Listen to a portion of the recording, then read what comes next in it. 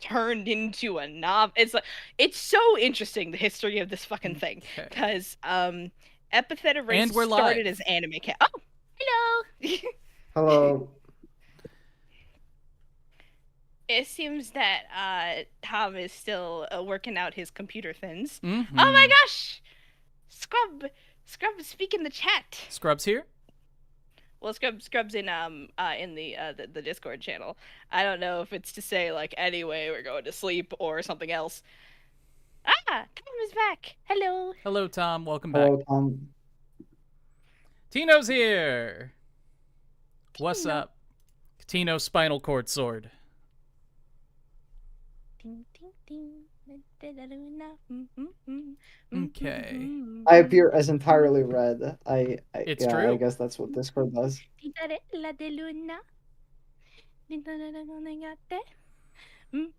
Okay. Chat says we've got 13 viewers, and that's perfectly enough to do a mic check, so we're going to do this one more time. You don't have to talk at the same time as me. Just, if you notice that anybody is really low or really loud, let me know instead of just complaining about it on the VOD later.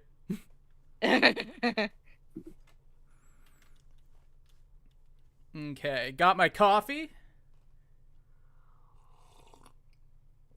Got my employers. We've all seen the anime, right? We're not doing that live. Yeah! Correct. Yeah. I just finished the anime quite literally 10 minutes before stream started. Wonderful. Wasn't it half an hour ago? Yeah, I'm bad at time. I'm so bad at the passage of time. So I related very much to God.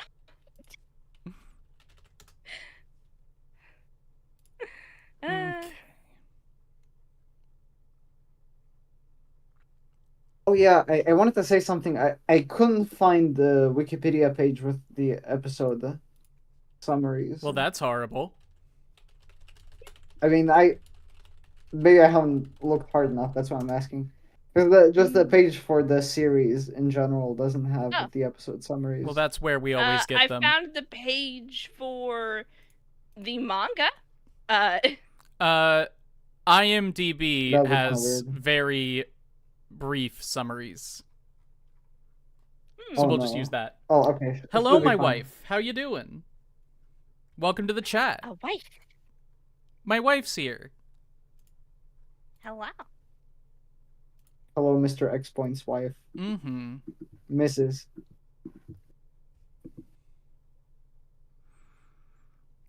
All right. Hello, YouTube. Welcome to the Explanation Point Anime Club for Insomniacs After School, the smash hit Summer 2013 series that I had never heard of before. Spring 2023, not Summer 2013. My bad. I was like, same what? Year. There's a 2 and a 3, and if there's a 2 and a 3, then there has to be a 1 because we can't possibly be in the 2020s yet. That's the future. Yeah. Am I able to be heard now? Yeah, you're good. I feel you. Okay. I recognize your presence.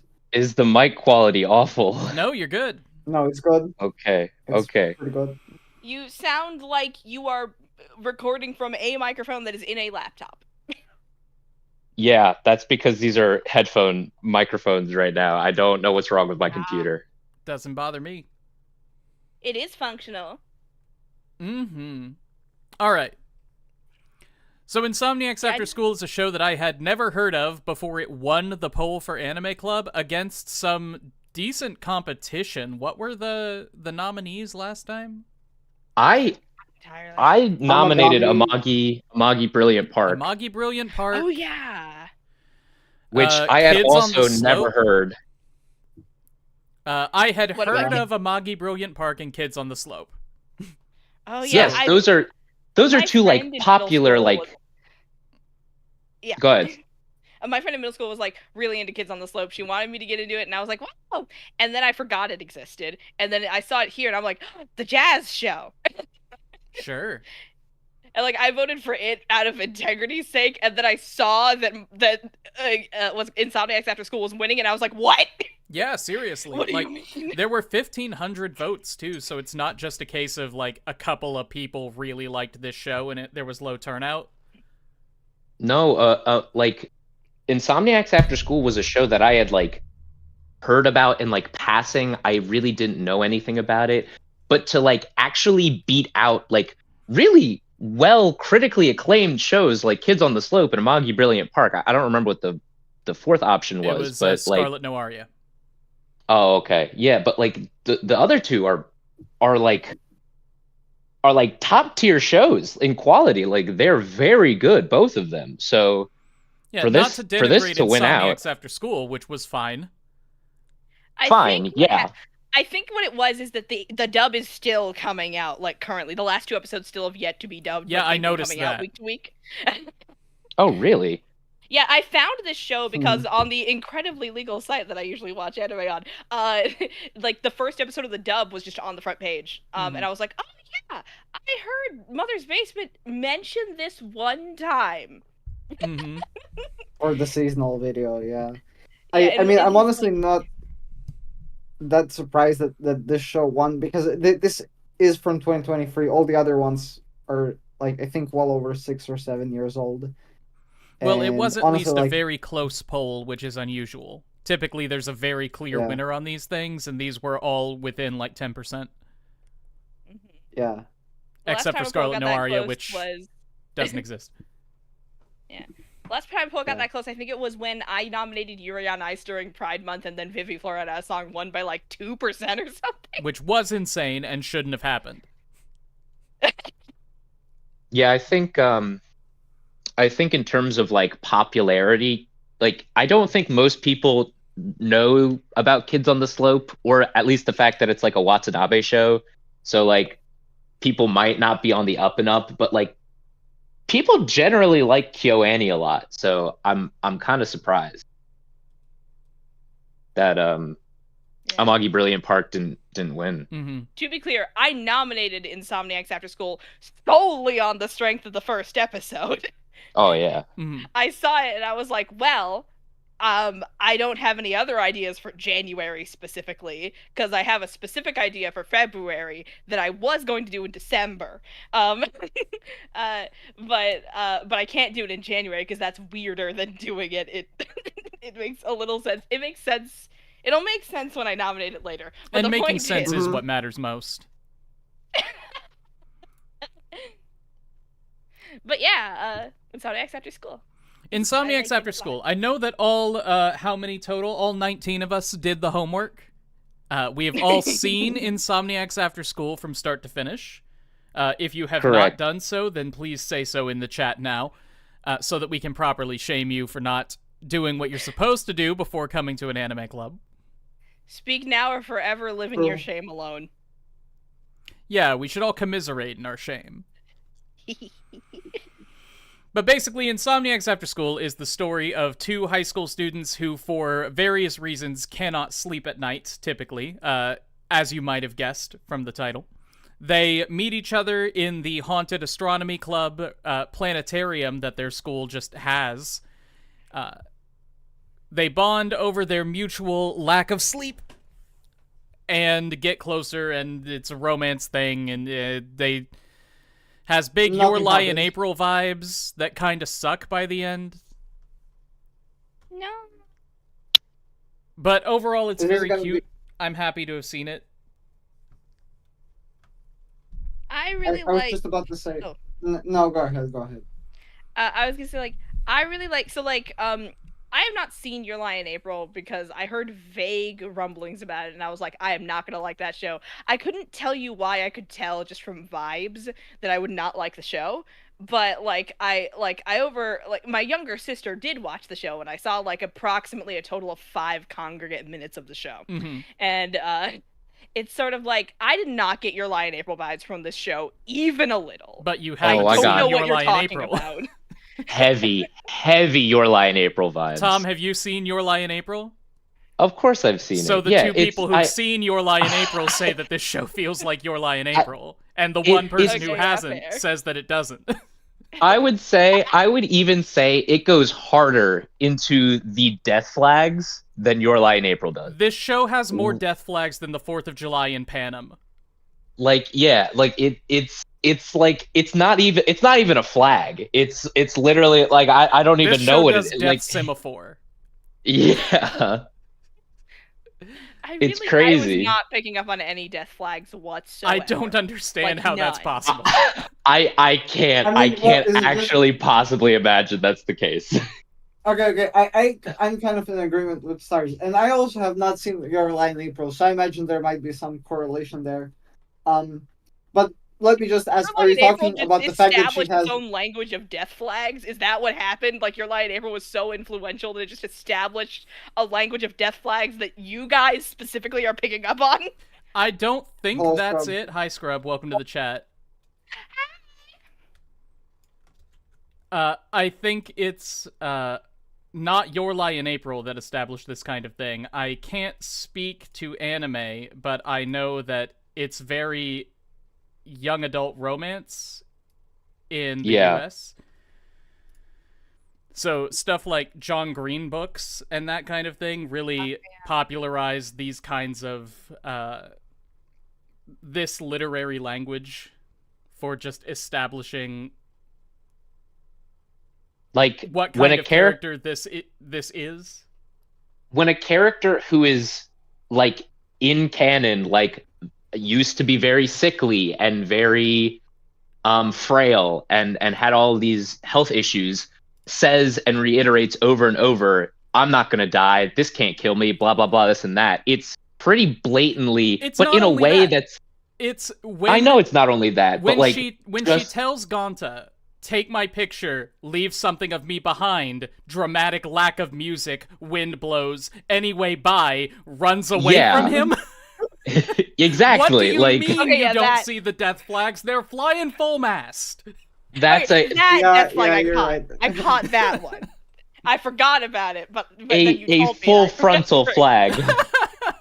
I actually got all the death flags kind of confused us because, like, obviously there were so many death flags from just the dialogue alone, but we noticed like 0 death flags from the tone. So we were just like, "Is someone gonna die? I don't know. This feels Yeah, weird." that's my thing. Is that like I was prioritizing the tone over like when like I saw the tone of the entire show and I'm like, okay, neither of them are dying. Like I could just tell. Like especially in that moment where like she gets up on like the fucking like the top the roof of the astronomy club. She's just like walking balance being across it, and he's like, don't do that, you're gonna fucking die. And she's like, nah, I'm not gonna die. And then like the thing that keeps her from like literally falling to her death is Ganta grabbing her hand and pulling her back in. Mhm. And I'm just like, oh, wonderful. It's like And just, like, that's Jams, that's the type of scene that I see and I look at and I go, okay, yes, he saves her in this moment, but you can't save the uncontrollability of like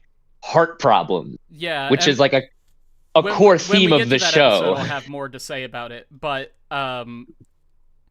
that specific scene is what made me say, if she doesn't die, they're doing it wrong. Yes. Like they've set up absolutely everything for this character to be a manic pixie dream girl archetype. We have a young boy who has a specific problem that is causing him to feel like an outcast in society who has nobody on his side. He meets an attractive teenage girl with the same problem who promises to fix everything in his life by giving him companionship, but she has some horrible disease that's gonna take her away from him, just like his mother left him, but except that she's going to die and will never ever come back. So No, we the have music said that she wouldn't die, so it's fine. Right. The show sets it up to be his journey from being an isolated outcast with a problem to finding an external source of fixing that problem, losing the external source of fixing that problem, and having to figure out how to fix it on his own, like Your Lie in April does. Yes, exactly like Your Lie in April. And it doesn't happen because it's just a romance show. Because it's just a And it's romance not show, and complicated. they decided to put in all these death flags just for the sake of creating artificial sympathy from the viewer. Well, hold on. To that point, like this is not the end of the series. The manga apparently keeps going for Then quite why a long was it time. nominated? Okay, I don't know, but it is Listen, just the one anime- season. It is one season. we don't know if it's going to get a second season is my thing. That's the only, but the way, I don't know why, but the last episode feels so final. Mm-hmm. Like it has a lot of It did finality well. to it, but I don't know if they're going to get another season, even though there is more story. So who knows if she dies or not in the manga itself, but there. Yeah, that's true. Well, now everything I have to say about the show doesn't matter. No. I didn't know there wasn't manga when I nominated this, but like the further in I got, the more I was like, okay, this structure is very much they are adapting a manga where the chapters have a flow within themselves and they must make the flow something that is good to watch moment to moment as a show, which is a very difficult thing to ask on account of like, you know how different mediums are different mediums. Mm-hmm. Yeah. So No way. but I think they really pulled off like that really well by really leaning into like the idea of like the idea that really leaning into a theme of moment to moment. Like everything is moment to moment. Everything in this show is moment to moment, and I love that about it. No, if there's more story to this, I could see this show being very good. Because, like, Your Lie in April is a pretty good show. I don't like it, but it accomplishes what it's trying to do very well. And I think that a show with that general premise and stronger characters and a better sense of, like, identity, I guess. At this point, my brain is just giving me words before I fully thought them through. But I think a show that's like Your Lie in April but stronger could be very good. I generally agree with you. My problem with this show, and it's not even necessarily a problem. Like this show is very like technically well written. It knows what it wants to do and it does it well. I have gripes with like characters and the way they're portrayed in some light, but like, well, mainly just Ganta really. But like, it's just not my vibe. Like there's something about these like, I don't know, these like cozy core type of shows that never really want to commit to a single idea or never really push really far into like a tone and theme, that I'm just like, you could do so much more telling a more melancholic story than it's trying to. Yeah, that's the thing, is that it can't be cozy because it keeps telling the viewer that this situation these two people have cannot possibly last. That's what I'm saying. But it's going out of its way to be cozy and give you all of these scenes of teenagers having fun and going on vacation and watching fireworks and all this stuff. And that's cool and that's fine. But don't tell me a story where it's clearly going to be heart-wrenching by the end. Mm-hmm. I mean, I don't necessarily agree in principle, but I do think that it doesn't work very well for this show. Yeah, I mean, no.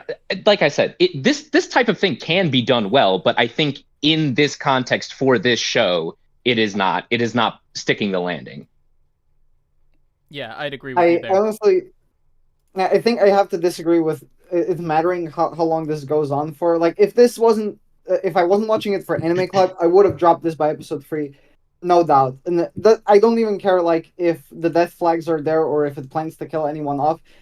My main issue is just the main pair is very boring. Like, I don't feel like there's a lot to their romance. So, yeah, I'll give it that, I don't know, just too. the whole show feels very basic. I didn't care. No? This no? show, Thank you! No, their chemistry is adorable. They're the best thing about this show. But it's because they were created to have perfect chemistry with each other.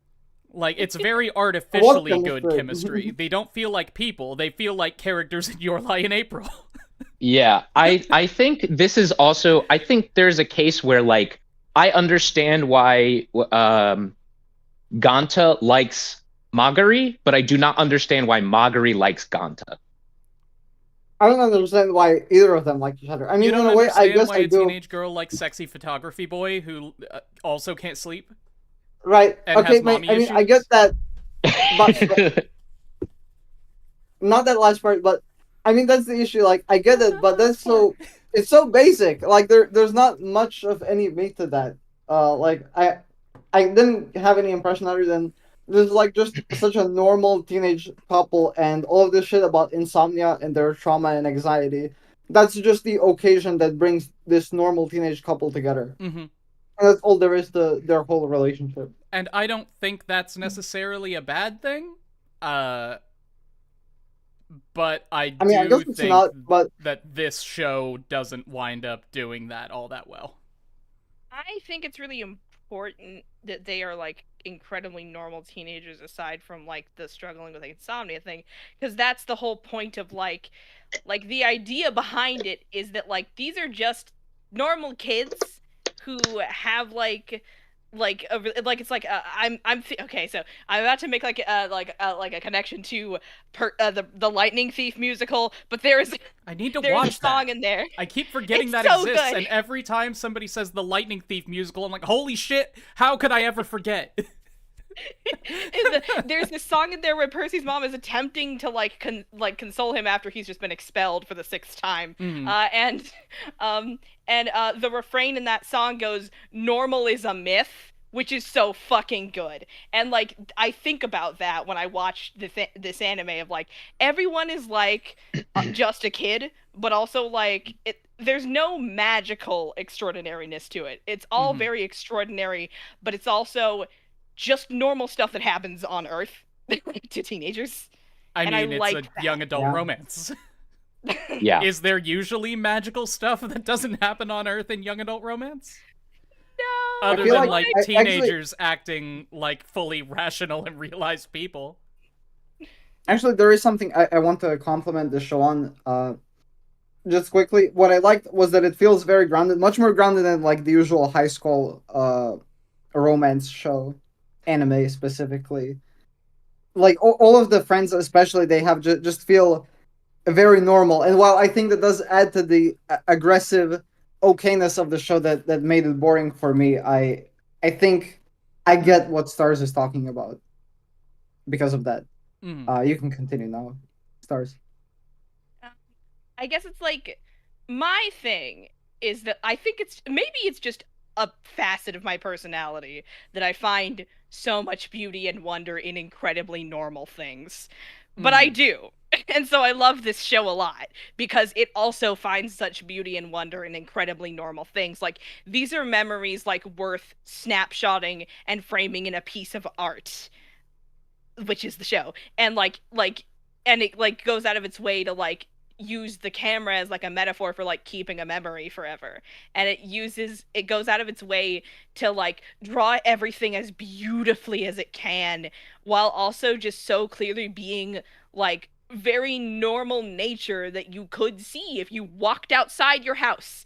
And like even the indoor environments are like they're like normal spaces, but the colors and everything like that one scene where fuck I forget Japanese names so easy, but where girl is like she like kind of like falls out of the curtains like in the 2nd episode or something, and like it's just this moment of like slow motion as he just like sees her like she's having fun and she's just vibing with her friends, you know, and they're being silly and funny, and it is this moment of like pure like I don't know what it's like, sublimity in the banal, and I fucking love that. So I totally get your point, and I understand why that is good for you, and I love that for you. My problem with that Listen, is I that love that for is you. is that normal is fucking boring. Like Yes. normalcy, like I understand the point of like, yes, there is beauty in normalcy, right? Because it is just these everyday moment to moment things, and we need to take the time and to appreciate it and all this type of stuff. But like if there is not something going on, something to be interested in, then why would I not just stop watching? Counterpoint. Like what? Show's not for you. Well, yes, of course, yeah. Counterpoint, you're wrong. Normalcy is adorable to watch. I mean, I straight up said I came into this being like, this one's not for me. But like, hey, This show was nominated by the person who unironically said, "Hey, why don't we watch Bluey for one of the weekly hangouts?" And you were right to suggest that.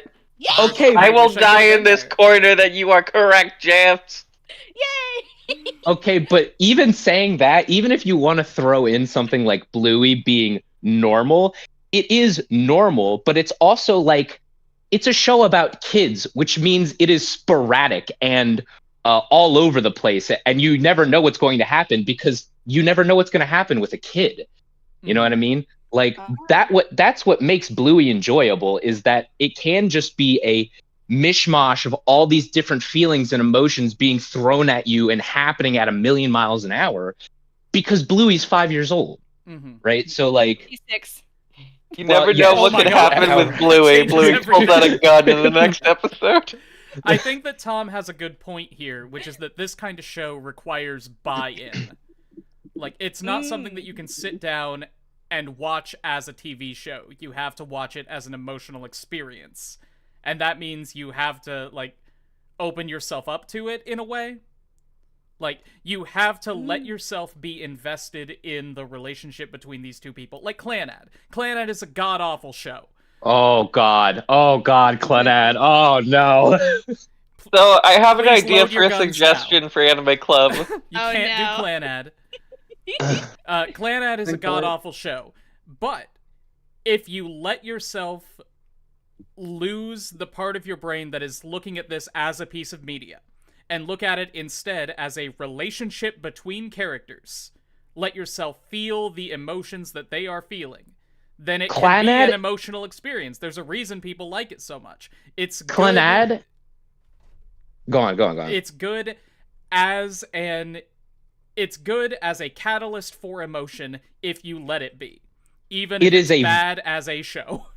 It is a vibe show, just Sure. like this. Like, it is purely based on vibes alone. So- Now, I will say, Insomniacs After School is way better than Clenad because there's actually quality, solid writing there instead of like pieces of cardboard walking around and talking to each other. And dying. But like, They're dying, Tom. and then Cardboard is dying. Yeah, cardboard dies, and then you're like, And oh, she I feel has a sad. baby, Tom. A little cardboard baby. Little cardboard baby dies, and I'm supposed to be bawling my eyes out The because baby I doesn't feel die, bad. does it? You know, No, sometimes they the do. characters feel like cardboard cutouts, but they are cardboard cutouts. Like, we just drag them along for the whole adventure, and There are And then- cardboard cutout. That How is many me viewers with did we the lose when I side started characters of ranting this about show. Clanad? It doesn't seem like sorry, it was go blocked on. any. Look, I just think with shows like this, it is vibe based, and that's fine, right? I can get into a vibe based show. It's kind of like, I don't know, like an old RPG where like nothing's really going on for a little bit, but after a while you start like just like vibing with the characters. You spend 6-7 episodes with them and you're like, all right, I know these guys, like cool, fine. And then like the big swells of emotion where you're looking at stars and every you know picture being taken is this beautiful photograph of, you know, whatever bullshit, and it's like, oh yeah, and the music's going off and you're like, cool, yeah, awesome, I'm really getting into it. But then you're like, but like you take a step back and look at it for like a story, and production wise the show is completely totally fine, but like as a story you're like, man, Ganta sucks. Why This do you dude's a think it sucks specifically? well, I Go think I first of all, I just think he is as milquetoast as they come. There's not really Not much special There's not- about him.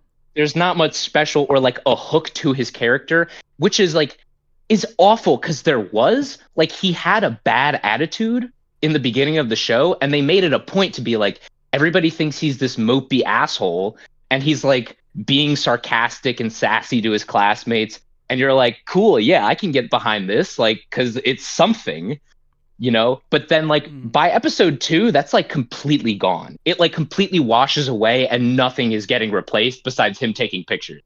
Like, I don't know if it was like, Yeah. oh, he's now found a passion in life and he's in love with this girl, so like he doesn't have to be in a bad mood all the time.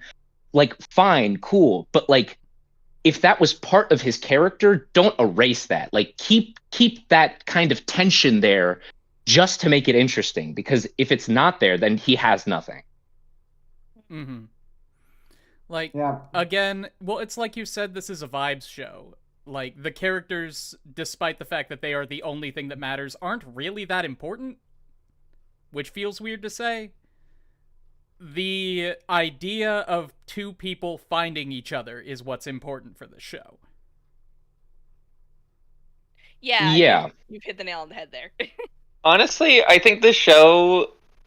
Okay, I think the show is best when it actually has something to say, like when it does an episode about just like how goddamn awful one of the teachers is Oh my on the God. class field trip. Yeah, that was I will great. strangle that man. And I will the throttle him. worst is when it did the most generic character running out into the storm anime trope ever. Remind me. That did feel odd to me. That's when the meteor shower showing gets canceled. Yeah, because of the and then rain. gone to the ran away restrictions 'cause that he My was got- brain sad. blocked that out. Yeah, because it was bad. Mm-hmm. That Can is I where just I would have say- dropped the show. Like, Can I here- just say, yeah. when that went on, like, when it was like, oh, it's gonna be so good, the meteor shower is gonna be awesome, yay! And then it hard cuts to it being like absolutely dog shit pouring out. I started cracking up. Like, that was the Yeah, fucking funniest thing in the show to me. That is the thing that would crack someone up. Like it cut to the rain and I was like confused. That was a punchline. Like, back to what we were talking about before about this being a vibe show and where the important thing is two people finding each other. What are some shows that do that kind of thing very well with good characters? Because Honestly, you know me, I'm nothing a comes to comparative mind. guy. What did you say?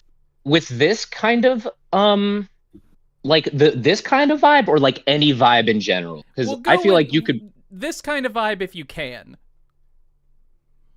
Does Toradora count? I mean, I don't know. Toradora I probably feel like counts. It's I don't different. think Toradora counts.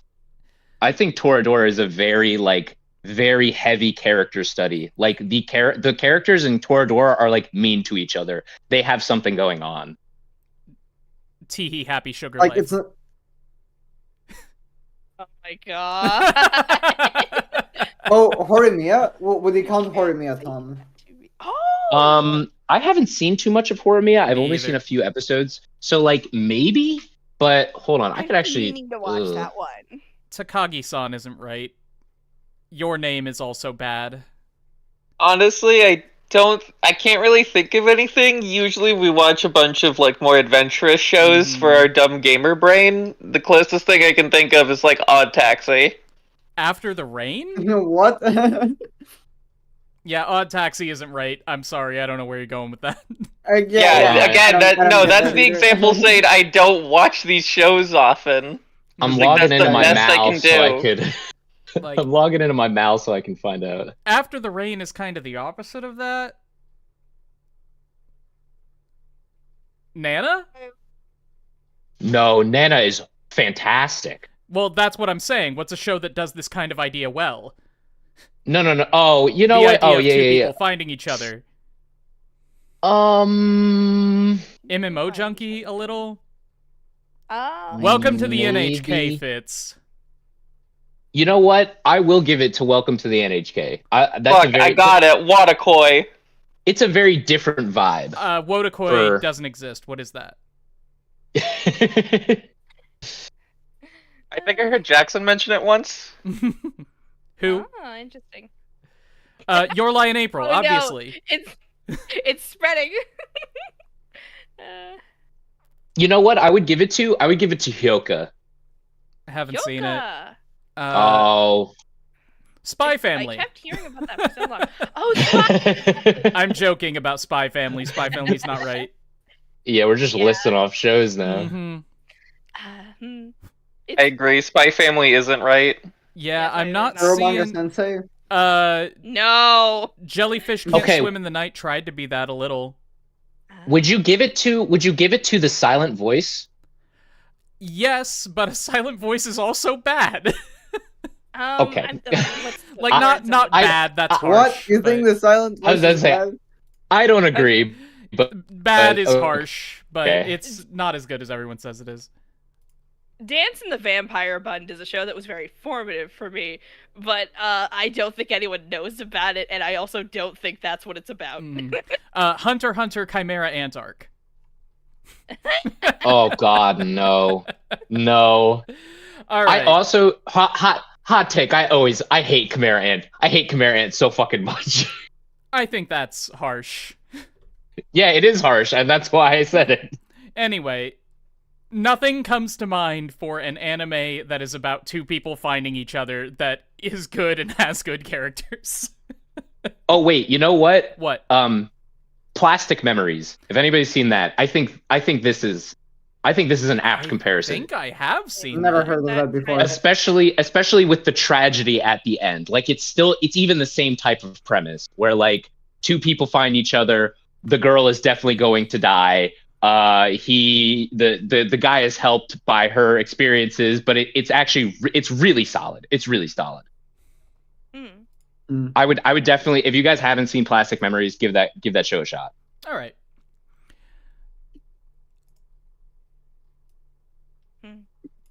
Should we All talk right. about the OP and the ED?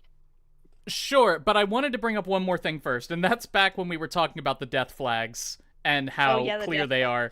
This show is about insomnia, and I guess maybe I only saw this because I was already seeing all the death flags, but how can you look at this show and not think that it's gonna end in the big sleep? A character finally gets to sleep. Yeah. Oh. See, Again, that I would think- make me fucking hate the show. Yeah. I think you just paid too much attention to the death flags. I think that was conveyed in the message I sent you on Discord. Like, the way I experienced the whole show through, again, is as Insomnia just being the occasion for their meeting. You're But right. there is no like deeper significance to it. It's just I'm gonna look up they're if she just dies. Insomniacs. I'm gonna look it up. I didn't look up if she dies, but I did know that the author. I saw somebody commenting on a review of it that the author loves happy endings, so I just Cool. kind of assumed that she didn't. Yeah, right. I don't know like, if she does though. it's so simple. Half her heart is Apparently, it ends he has a fully ambiguously. functioning heart. It ends ambiguously, and the author confirms on Twitter that she's alive. So I don't know what that means. See, it means I she's feel like- alive. It means It the means point The of her author is having thinking heart about problems. killing her. I think it's like, okay. So like I think it's the last episode of the second to last episode where they're talking about like she just says you're gonna become a grumpy old man. I know it. Like a big stubborn grumpy old man. He's like, oh yeah, what kind of old woman are you gonna turn into? She sort of stops. It's like, I like the fact that it's very consistent in her character that she's not thinking about her future as a real thing that exists. Mm-hmm. Which, like, of course, a lot of people, that's I'm pretty sure that's an experience for any anime character who has mysterious illness disease. Hello, Oma. No. That is a crazy death flag though. Mm-hmm. Like that in Yeah. itself to me is just like waving the flag. We're just doing it. Yeah, but You know what I mean? there's no significance to it. Yes, that's a problem. Yes, that is absolutely a problem. Now that we know that she's alive, what the fuck was the point of it?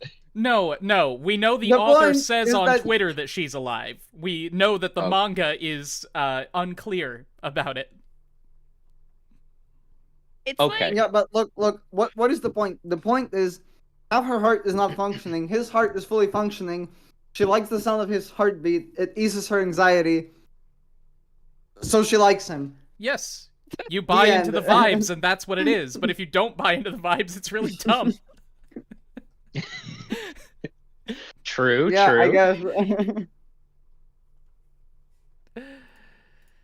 we figured out the entire show, guys. I guess we gotta wrap up the stream. If you buy dude, into like, the what the vibes, fuck it's are we good, and if gonna you talk don't buy about? into the vibes, it's not good. Like I guess not good is harsh. It's like a 6 out of 10, which I think That's is the same rating I exactly- gave Your Lie in April. That's I exactly gave what it I a give 5. it. Mm. But yeah, was it James who said talk about the OP and ED? Yeah. Yeah. Yes. How did you guys feel about it? When I It's first an watched OP and the OP, ED of all I was time. like, when I first watched the OP, I was like, this feels like a weird random mishmash of things. Okay. Like it felt strange and it felt strangely paced to me. And then the more episodes I went through, as I started recognizing like just flashes in the OP of characters, I was like, oh. And I think like that's a thing about the show that's consistent is the idea that like it requires a lot of patience from the viewer, which like most shows that people claim are of quality do not require patience to get the full value out of them. Mm-hmm. Am I crazy? I mean, Can only you give because an I think example? most Good shows from the don't first require episode. patience. Repeat that? Only because I think most shows don't require patience from the viewer. Like, most Yeah. shows of quality don't because most shows don't. I think it's about the same proportion. Huh. I guess like it's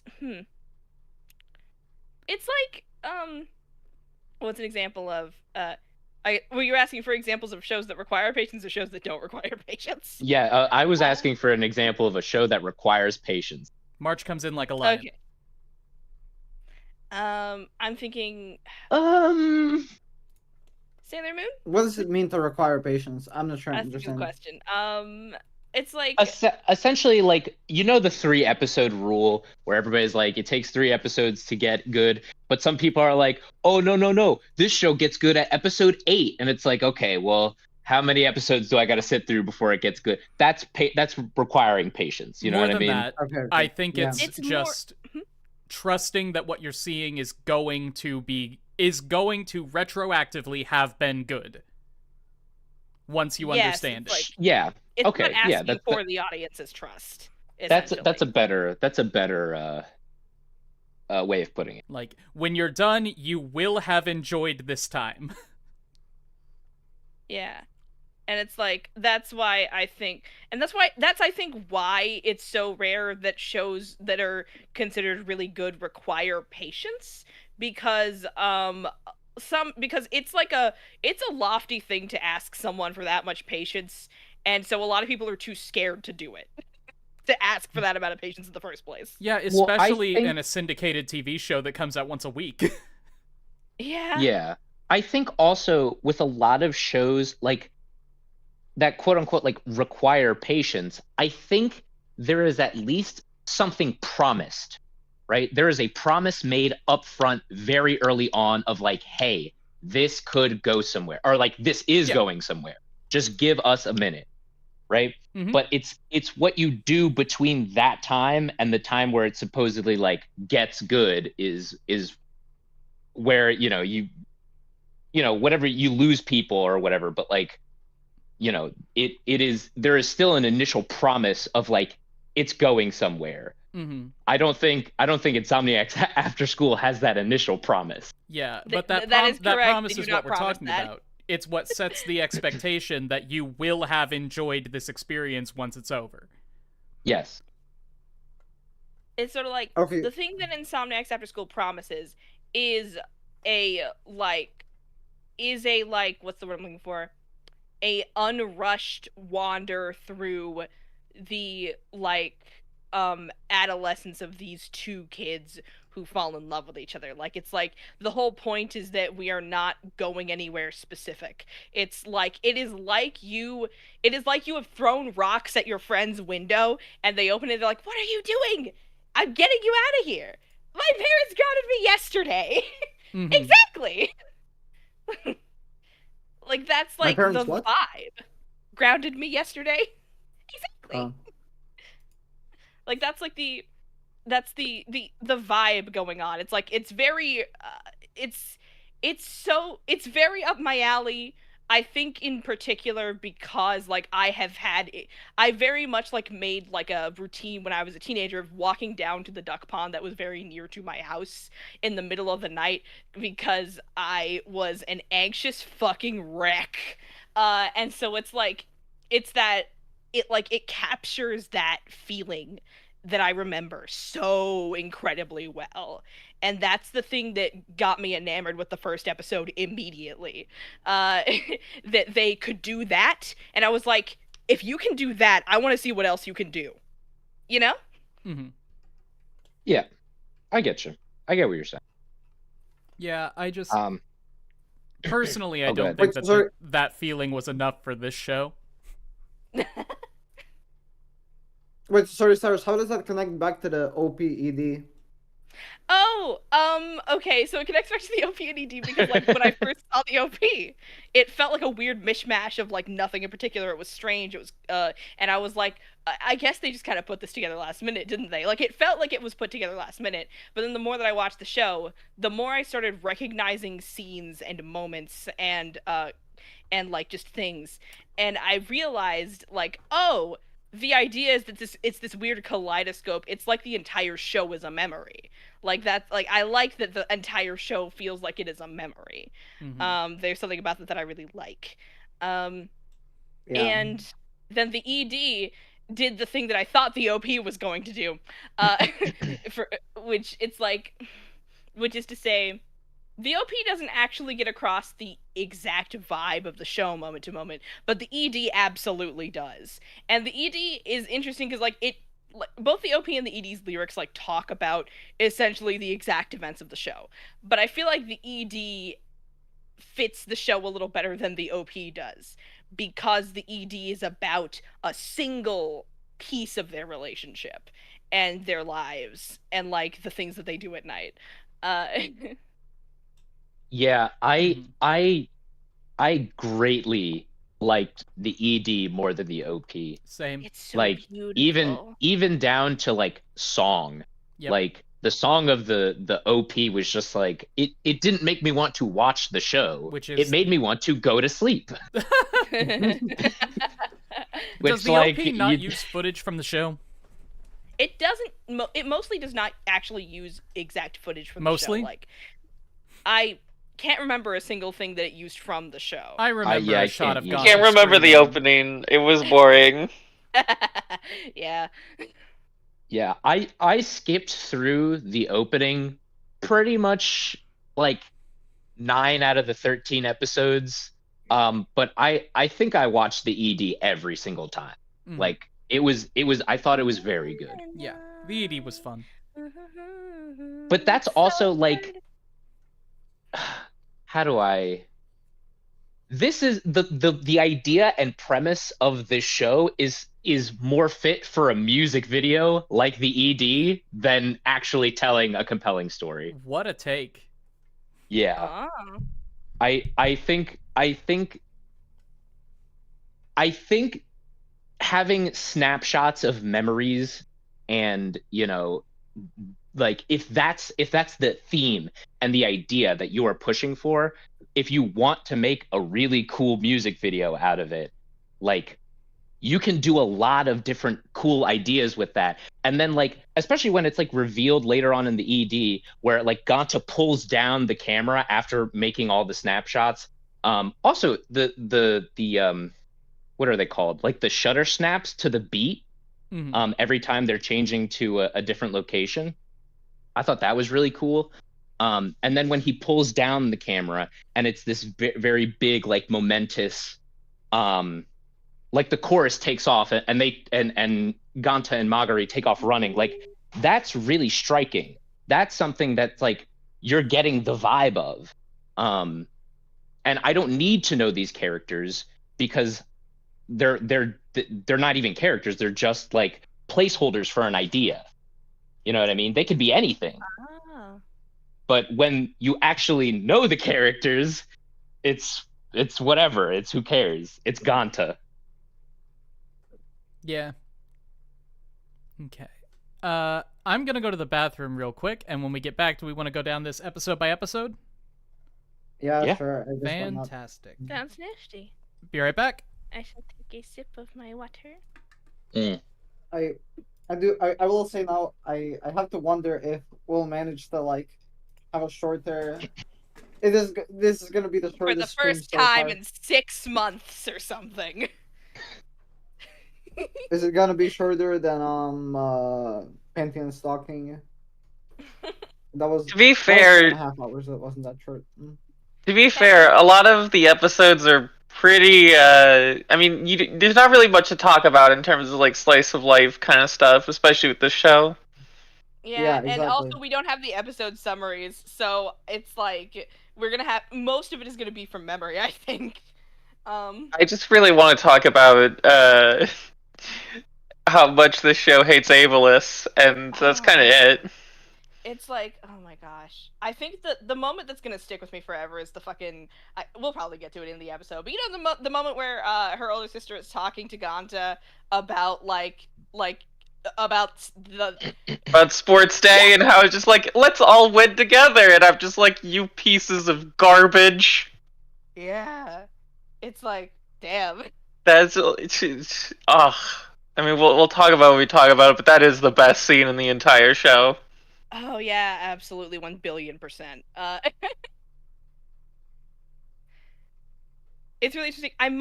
This show has made me realize that I think part of the reason that I'm always so much easier on most things that I consume is because I feel like if I can grab onto like anything of value in there, then as long as the thing as long as the way to get to that thing of value is not like actively repulsive or painful to me, I will be like, "Oh, how nice. Hello, I'm back. A You're valuable object." you're a cherry picker.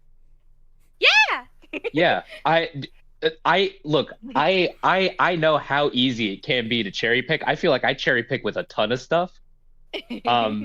But like I wasn't picking cherries with this. I wasn't even when the vibes were going on. I was not like entranced and being like, whoa, like that's my problem. Mm-hmm. My partner has regularly harped on the fact that I am so easy in general. Mm. Gonna admit that Wait. live on the So easy to internet? watch. Yeah, I wouldn't just say things like that. Wait a minute. Easy in what sense? Easy to like. I'm very easy to please. I'm very easy to make laugh. Like Yeah, they will yeah, say something clarify. and I will laugh. They will say something and I will like start laughing and they'll be like, "That wasn't even funny." Honestly, and like, that's true. That's 100% true. Mm-hmm. yeah. All I right, don't know everyone. why it's like anyway, right. Your Insomniacs in April, episode 1. Your Lie After School, Capella is the name of the episode. When Summer. Gon Tanakami goes into the observatory rumored to be haunted, he finds his classmate Isaki Magari sound asleep. They learn that they're both struggling with the same problem. So what do we think about this one? So true. The Was that episode's it? synopsis, right? Yeah. Okay. Real talk. I really, really enjoyed the location of the observatory. I think it's so fun. I love all the stuff they add to it to make it like their own little Same. place. I love how I wish that we got more of it. Same. They kind of drop it, and sometimes even the show isn't even. It takes me a while to remember they're Insomniacs. Mm-hmm. Hmm. Except for the I fact don't that it agree. I mostly think takes place at night after school. Yeah, but there's some episodes where it's like, oh right, this is a show about Insomniacs. As I just look at the rest of the cast. I think it does not necessarily drop them being Insomniacs, like that whole thing, but it does lessen as the show goes on. Like it becomes like less of a big deal. Mm-hmm. It kind of picks up near the end, but eh. Well, it's like Tennick said, the insomnia is just the inciting incident that gets them together. And also, I assume, like, a thematic through line through the whole thing.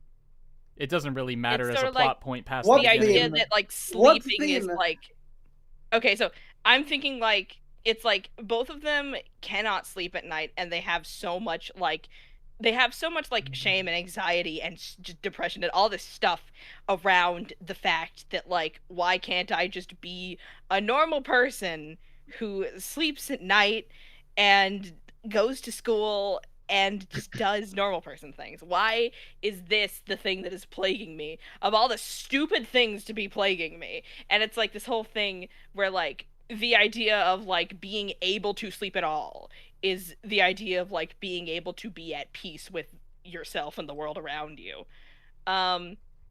Which like, is a real thing, but it's also like it's not like the insomnia is a metaphor for all of the things which would keep a person up at night, which it's that doesn't make it a metaphor, but it also does. It's but I like Um, they find peace in each other, I think is the I, idea. I like the idea that initially it seems very dumb that because I forget who was saying it in the Discord chat. I think it was Tenek that was saying like, why don't they go to the doctors or something? Like, why aren't Yeah, they seeking yeah, like exactly. medical attention? But at first it is very stupid that they're just like, oh well, we don't want to be viewed as not normal, and it's like that's lazy. But as it goes on, they give actual concrete reasons for why they would rather not, why they would at least why they would rather just deal with it on their own. Magari being like, I don't want help because I don't want to be viewed as like being pitied and stuff like that, and Ganta, having problems with his mom or whatever the fuck, like that was at least something. I'll give the show credit. I like Okay, okay. how we So for don't. Marguerite, Oh, I want to ask. So for Marguerite, I perfectly understand. But for the guy, what does his mom have to do with not wanting to ask a doctor for help? Same. I think it was more, look, this is a loose interpretation of what I thought was happening. I think it was just because of like he viewed his mom as like the thing to help him. Um, Hmm. like, and because he was like he didn't want to rely on his dad and make his dad worried because he couldn't take care of himself that well, like his dad couldn't. So Hmm. if he was going out of his way to like seek medical attention, that would put more pressure on his dad, um, and worry him more. So if he just kept quiet after his mom left, like then there wouldn't be any problem. I thought that's what was going on, but you could you could say nothing was going on, and I was reading too much into it. I don't know. hmm. I I think so. I like the aspect of the show where we, the audience, do not learn things about the characters until they share it with each other, because it feels very good to feel like you are learning more about the characters as they become closer, as opposed to knowing a lot of shit about the characters and then being like, why haven't they kissed yet? I really like the slow unfolding of their relationship in front of us and the refusal to tell us um detailed reasons for why they would be unable to sleep at night and why they would be unwilling to go to someone else about this. I think Ganta's entire thing is that because is that he says like I'm so worried that like he says in a way later episode that the reason he can't sleep is that he dreads the idea that tomorrow is going to be worse than today and it's just going Mhm. to keep being like that forever and ever. I think it's just that he has trust issues. He does not trust. He does not, and it's Well, because of his yeah, mom. His mom disappeared on him. He trusted that she would be there forever because she's his fucking mom, and then she just left. Like yeah, no and I word, mean, no remorse. also it literally is he wakes up and she's gone. Mhm. So Can like, I yeah, say something off topic but funny? Oh. Uh, go ahead. I just watched the third season of Beastars. Mhm. So my brain is conflating Ganta's story about his mom with Lugosi's. Oh my So I'm like, god. yeah, Ganta woke up that one time and his mom was cuddling her and he thought that her scales were so pretty, but he didn't turn around because he thought that would make her feel bad, and then she left and didn't come back. And now um, he has sleep issues and also wants to fuck that rabbit. and all. I took a bad time to disassociate and come back. What are we talking about? Nothing. You were Beastars. hallucinating. Don't worry about it. Okay, I'll go back then. I think you took the perfect time actually. But Jams, to your point earlier, where you were saying the characters opening up to each other slowly over the course of time, I actually thought it was really stupid in the first episode how like because now that we know with previous context, we know that like Magari doesn't like talking about her insomnia. She doesn't like telling people. She like none of her friends know, nobody else knows. Like her parents don't know. Nobody knows. Um, but she's in this observatory with this random guy locked in a room, and she just like blurts it out like, "I'm an insomniac." Like, I thought that was like, now that I'm thinking about it, I'm like, that's weird. In her character later, like it's out of character, a very out of character thing up front. But like the stuff that happens later on where they slowly open up to each other, yeah, that's cool. But like now I'm thinking about it, that initial character moment. It's like she it's like there's also this like thing regularly where like the two of them get really nervous over things that when I look at them doing those things, I'm like, kids did that all the time at my school. I don't know why they're nervous about it, but like I guess they just like have like stricter parents / a stricter community. Yeah, man. At my school, people would go take naps in the haunted observatory all the time. Like,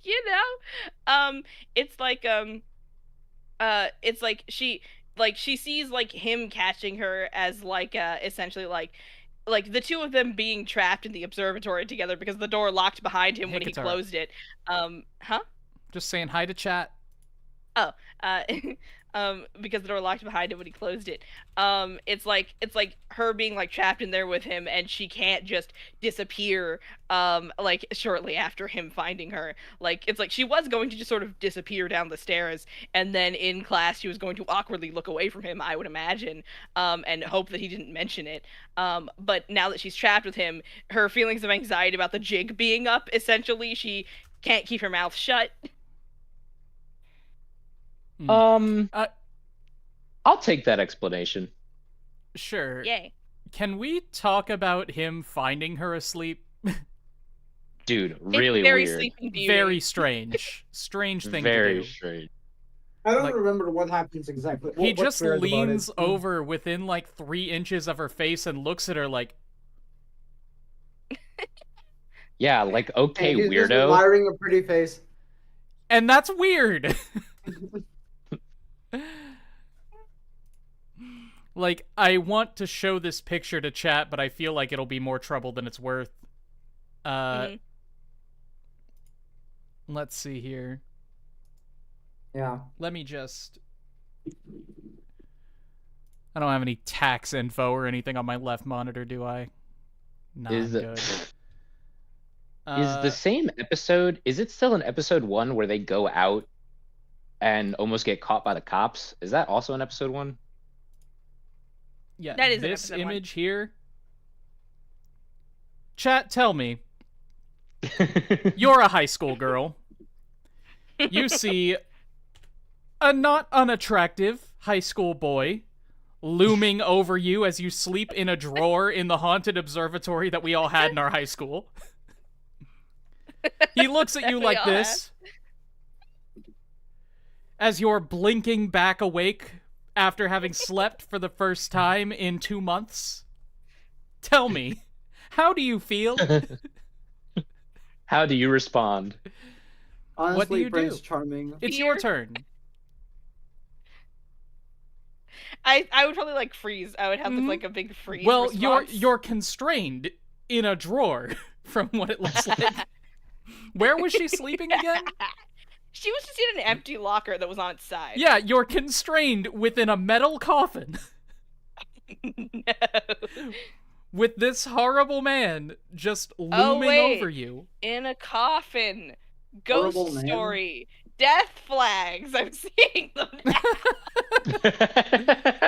Oh man, I didn't even catch that one. That was like a real, like, detective gumshoe candlebra moment.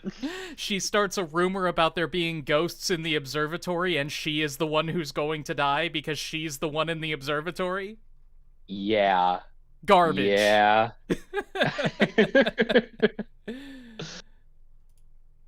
All right. Yeah, they can't all be winners. Back to Discord now. Point in chat has a very fun answer. I'd probably go, then say it's all good because I'm incapable of recognizing red flags.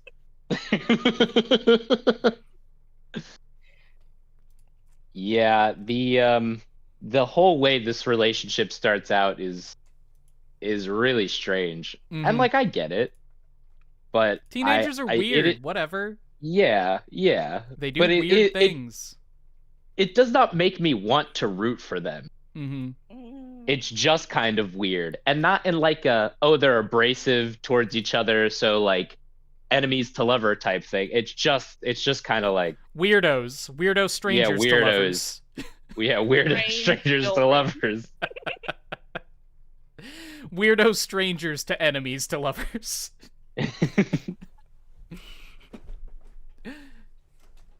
Yeah. All right. I think episode 1 does a fine job of setting all this shit up.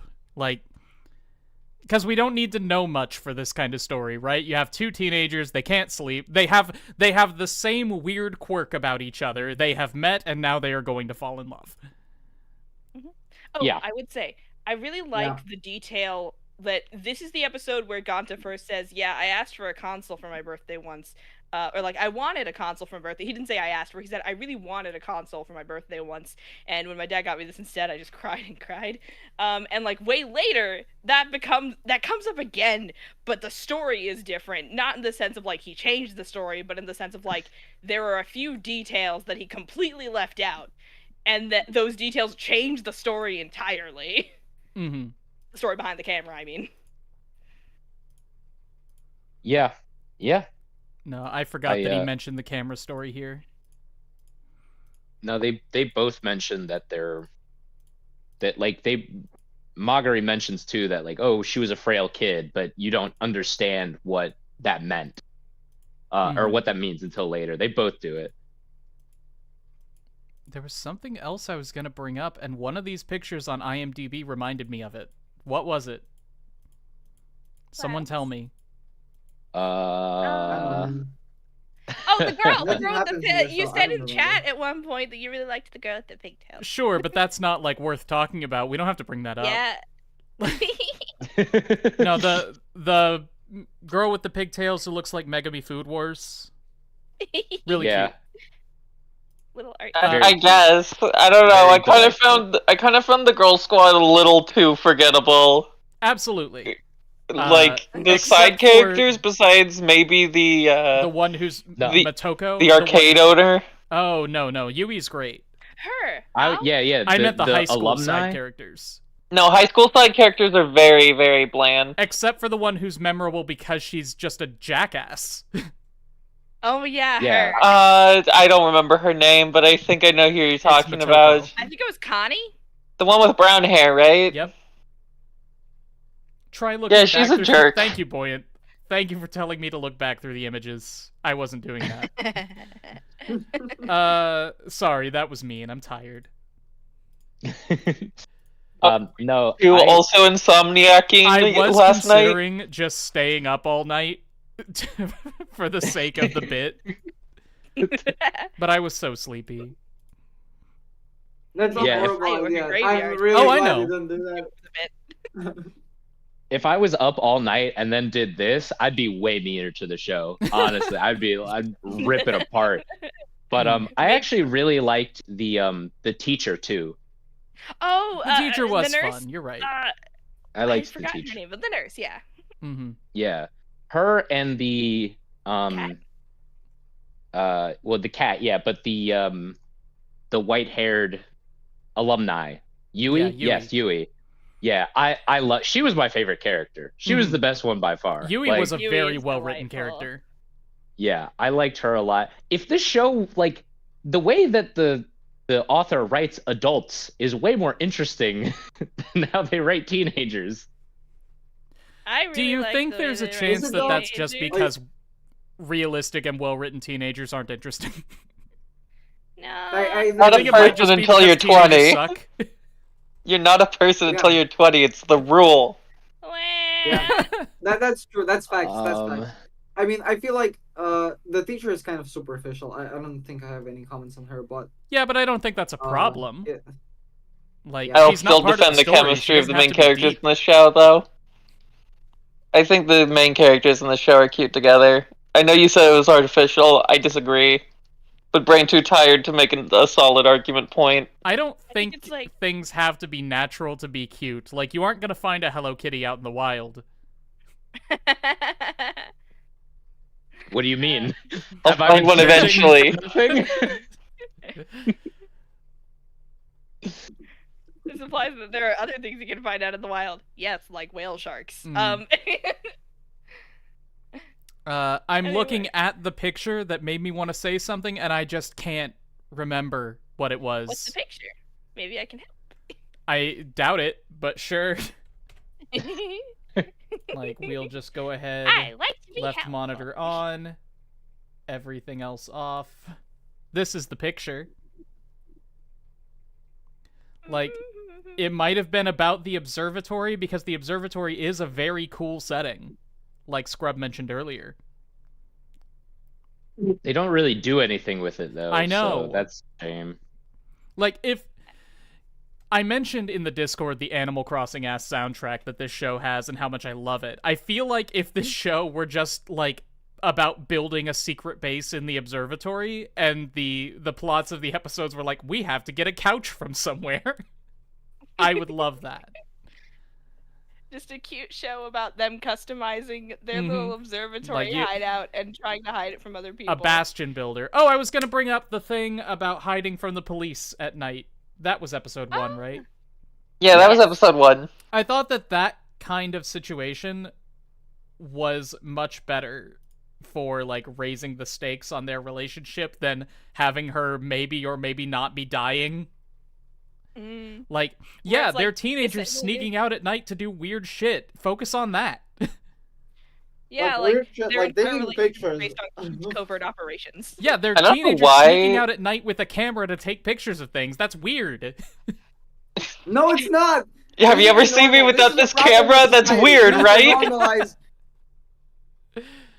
We need to normalize teenagers going out in the middle of the night taking pictures of the sky. No, we don't. It is too dangerous. No, teenagers Yeah. can't Do be not trusted with that normalize power. I'm that. sorry. I think there's a Japan whole is a very curfew safe thing. country. Okay, Yeah, but I know apparently doesn't mean that it's there's not a fine curfew. in... Oh, no, it's not about protecting the teenagers. It's about protecting ourselves. Imagine if the teenagers all start leaving out at night and then we don't get the beautiful cityscapes. Actually, a good point. Fuck teenagers. They should be in prison at home. No? At not Also- during nighttime hours, yes. Also, wait, just about teenagers being out at night.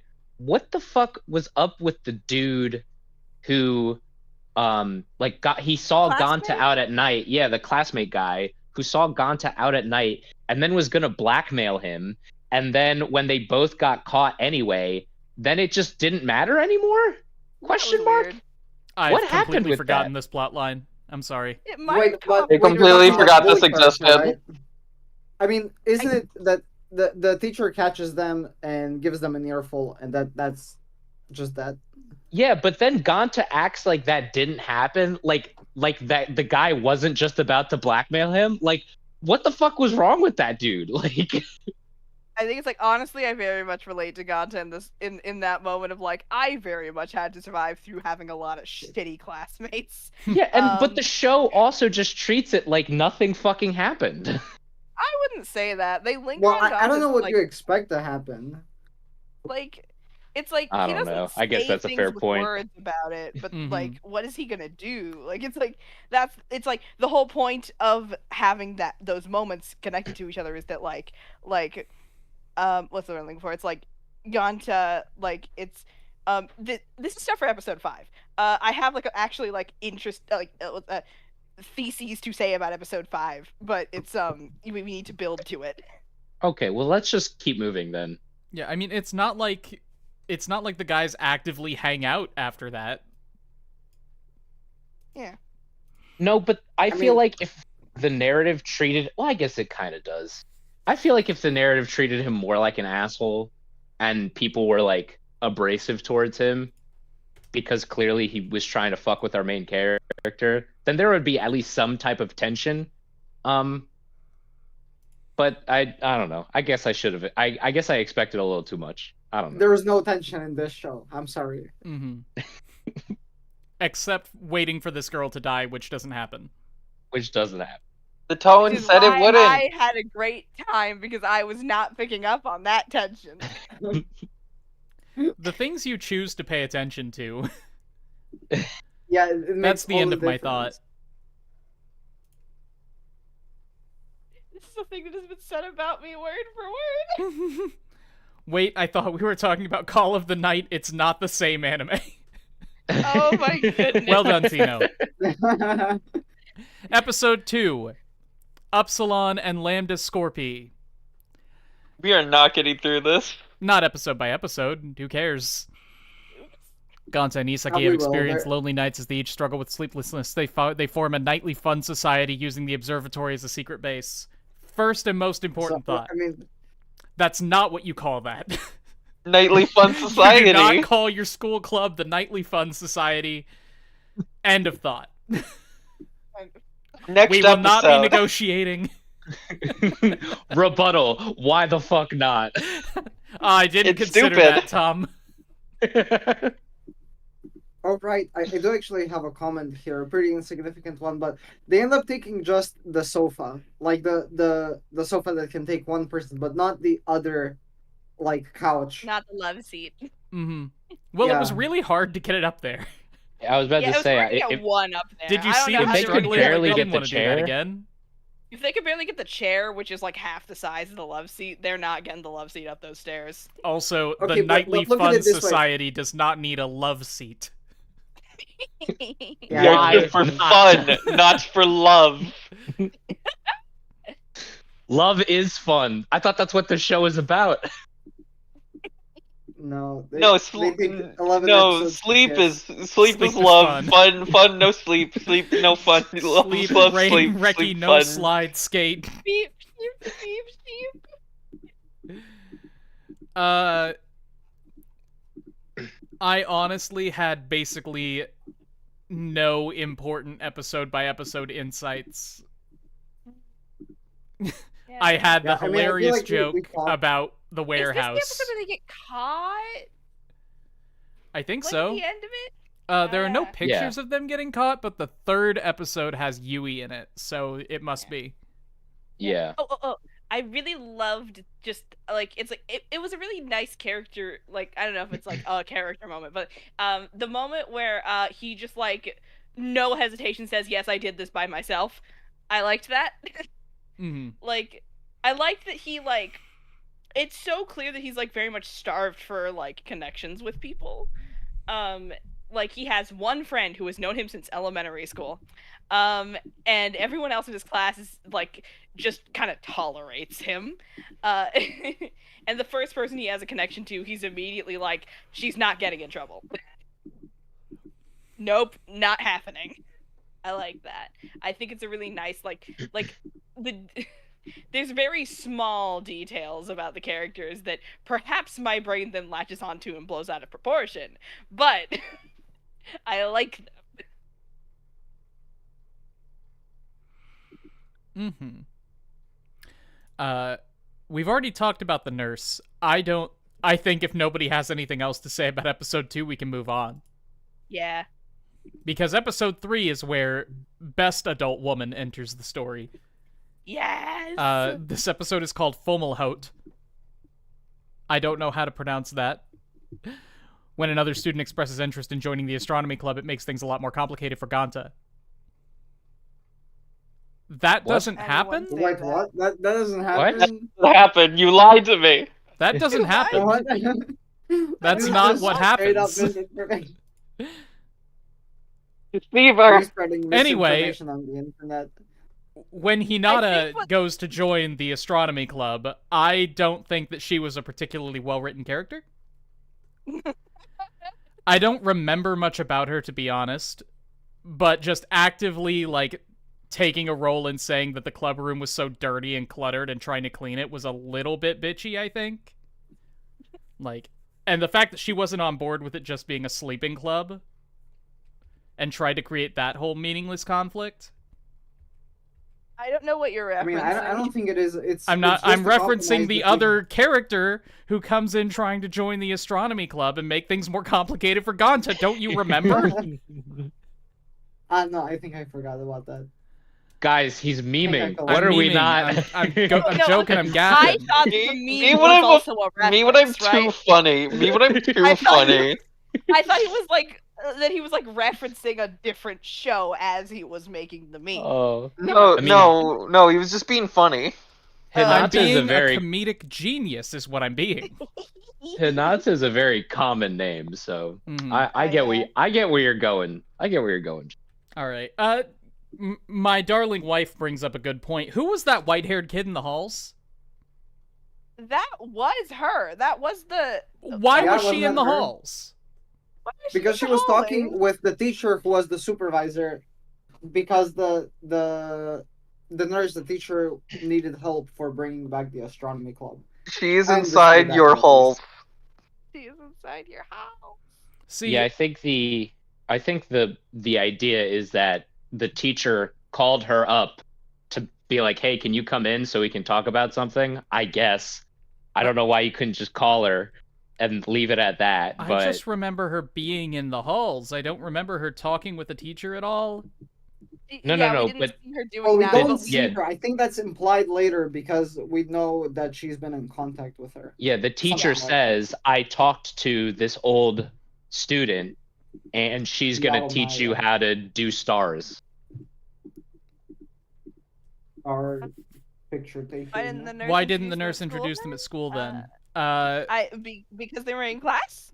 All I can Because think of that is that wouldn't the work schedules for didn't the line way up. the episode was written. What'd you It say, does Scrub? seem kind of weird, yeah. That wouldn't work for the way the episode was written. AKA, there was no reason. Yeah, I think it's It's just not that way because it's not that way. I think Incredible. it's just because we need a cool shot. Not even cool, but we need an introductory shot that's not at the place that she works at. Sure, So, I guess. Where is the only other setting that we have to introduce this character? At the school? But why would why she do be we there need to that? talk to the teacher? I don't know. Just don't 'cause. need that. don't Yeah, know. I feel like it would have been really I don't simple know. to just have the nurse just go like, "Hey, by the way, you should talk to this one person who who used to like be an astronomy student. You should go talk to him now. Get some tips." Fetch And that's quest it. or something. That's it. That's all they needed. Yeah. Them getting lost out in the rice paddies, as far as the eye can see. I was over here like I don't know why that moment stuck out to me because there's no reason for it to do that, but it just did. There was And no it was reason just for like- it to happen. Yeah, it was so just like, oops, we went a little too far. What do we do now? Go back, I guess. Okay, we went back. I think that really okay, that kind of connects my to God. the idea that like there's like okay, it's not like it's not that there's air quotes no consequences. It's that like there's a lot of moments in this show where there are like hand of the author drama moments that are very that are like overtly avoided. Like that one time way later when he's like, so we're gonna set this stuff down over here and take our valuables with us while we go over there. Mhm. Like Ganta explicitly says those words in like a planning kind of way. And I think that like says something about like that also connects to the author being like, I just really like happy endings. I like the author I think might have put all the death flags in there intentionally to subvert the death flags. No, you're bringing up a really good point that I didn't consider. Is that there? Hold on, can you guys still hear me? Yeah. I Yeah. can hear you. All right, okay. All right, sorry, I was looking at the wrong meter. The desktop audio went all the way down because you all stopped talking, which makes perfect sense. Everything's normal. I'm normal. Hello. You bring up a really good point, which is that there are a lot of times when something really bad could happen, but very specifically doesn't happen, like her standing on the edge of the window and not falling. Like, it feels intentional now that you've mentioned it. Yeah, like and Feels when disaster bad. strikes later at the meteor shower thing, when disaster strikes, so to speak, the disaster is it rained on the day that they were so hyped up and prepared for, and it's like and the whole like the resolution to that moment of conflict is Misaki reaching out to God. Oh, heck. My bad, everyone. Hold on. Don't look at my screen. One moment. My but bad, we've had sorry. A ton of this is like one moment, but we've had like a ton of other moments that went well.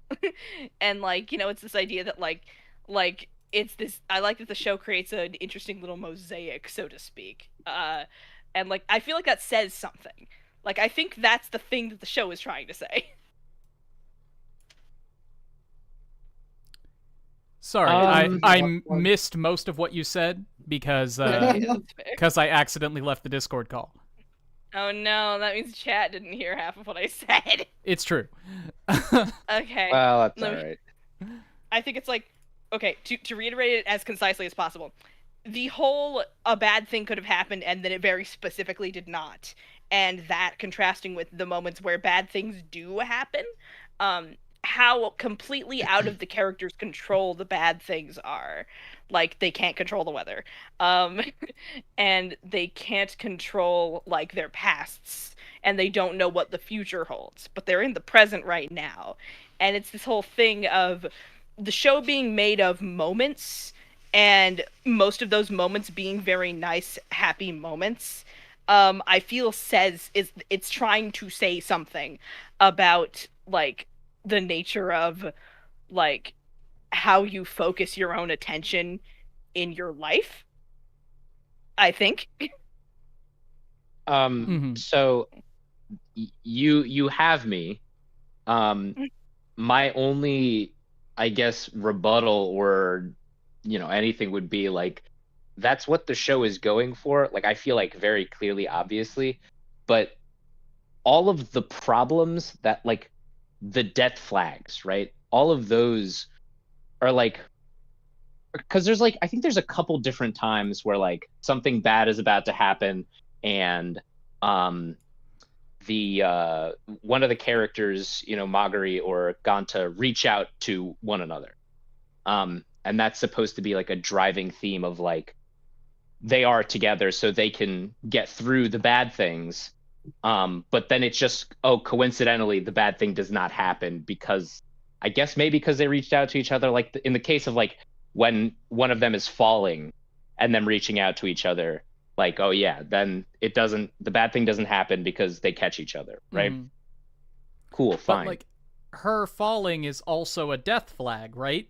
Yes, because exactly. she That's says, I'm not gonna die like this. Yes, like it is twofold, right? So when we're talking about like the unpredictability and uncontrollability of life,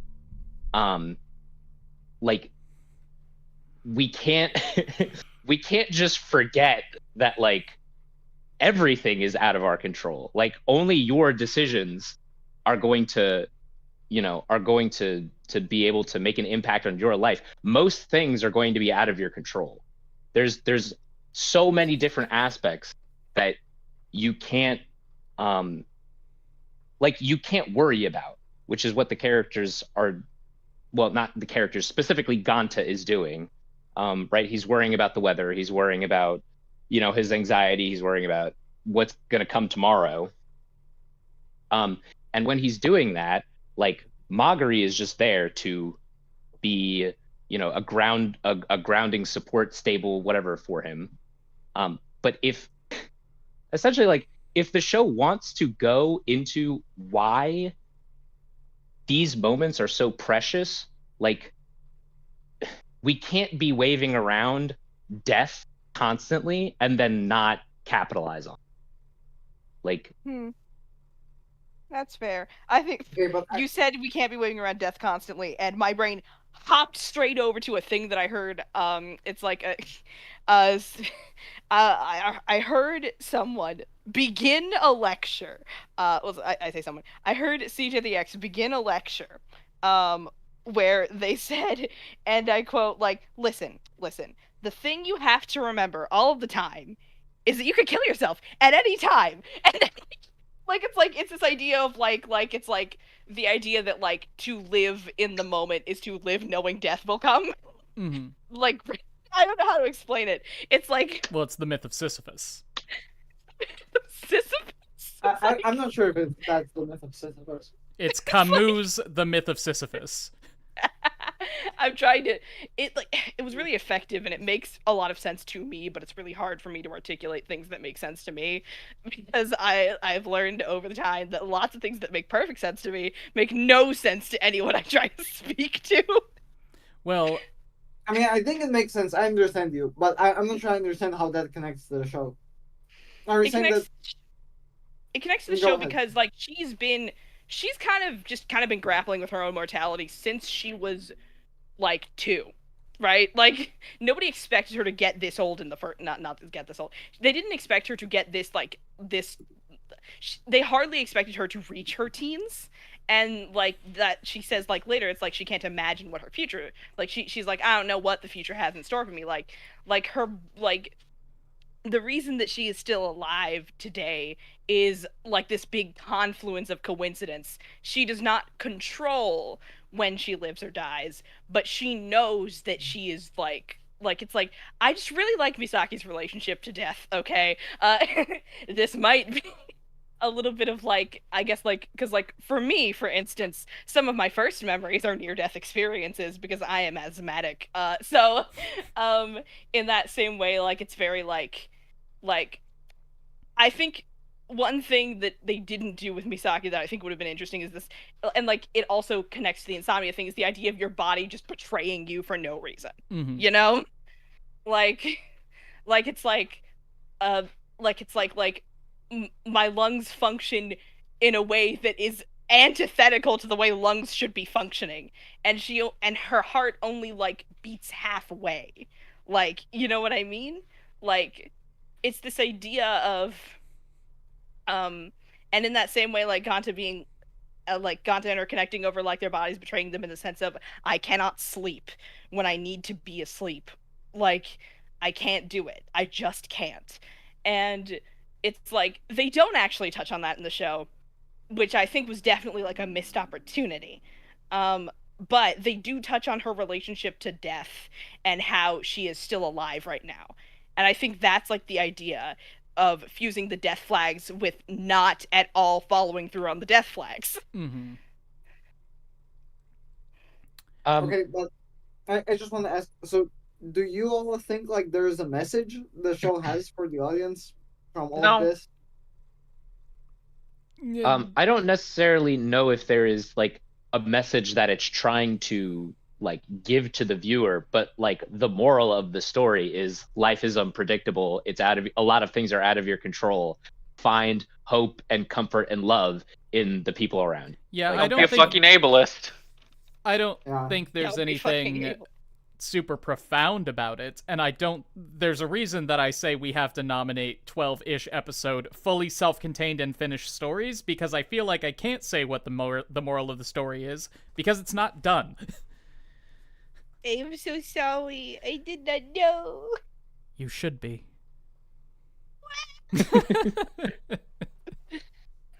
Oh, no, I don't just think it watched matters. ExPoint smite someone in real time. Yeah, you did. Yeah, that's the sound of someone being smited. Mhm. Yeah. Classic smite noise. You ever play Baldur's Gate? Yeah, no, it's like, again, Beastars Season 3, there's a scene where Lugosi inflicts horrible physical pain on himself and goes, "What?" Is it the tooth scene? We're talking about, like, ripping off your own fingernails levels of pain, and he's like, "What?" Ugh. Ugh. I like how this show has so little to say that we decided to talk about something better.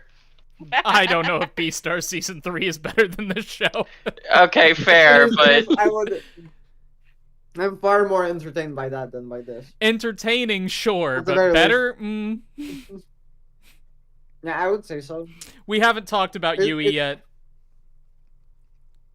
She's Yeah, can we cute. talk about her? I loved her so much. Yeah, Yui's the She best was- part of this entire show. Oh, she was is absolutely. she has her own like self-contained character arc, and it's not like it's not trying to be like this profound like vibe piece about, relationships and love. Well, I mean, it's about relationships, but it's not about like love and, uncontrollability. It's just like she wants to make she didn't have a lot of friends. You and she's can, now in fact, learn to be a little less awkward and abrasive if you try. yeah, like and like find like just talking about your passions with people, even though they know nothing about it, like, yeah, people will get interested. You know what I mean? Like, people will take the time to listen to you when you're really passionate. You don't have to be like shy and awkward and be like, oh, nobody's gonna talk to me because I like weird stuff. Like, it's no, like, if you're passionate about something and people are genuine, right? They'll listen. And I think it was just so sweet. I just loved her so much. Yeah. And like, I want to give her a hug. When the first episode where she's introduced, she's so, I mean, I hate to use the word awkward over and over again, but that's what she is. She feels like she doesn't fit in the society that she's in. She doesn't get the constraints of it. She doesn't get how to talk to people. Like, she's very not cold, autistic. but abrasive. What'd you say, Tom? I said autistic. I wasn't gonna say it. I think a lot of people would look at a character like Yui and go, "Oh, she like me for real because she's autistic." She exhibits a lot of call her traits autistic, commonly but associated I respect with your autistic interpretation. people. But like, not in a way that comes off as shitty, just in a way that comes off as very matter of fact, very like disconnected blunt from the people she's talking to. And I think it's hard to write that kind of character without making the audience hate them.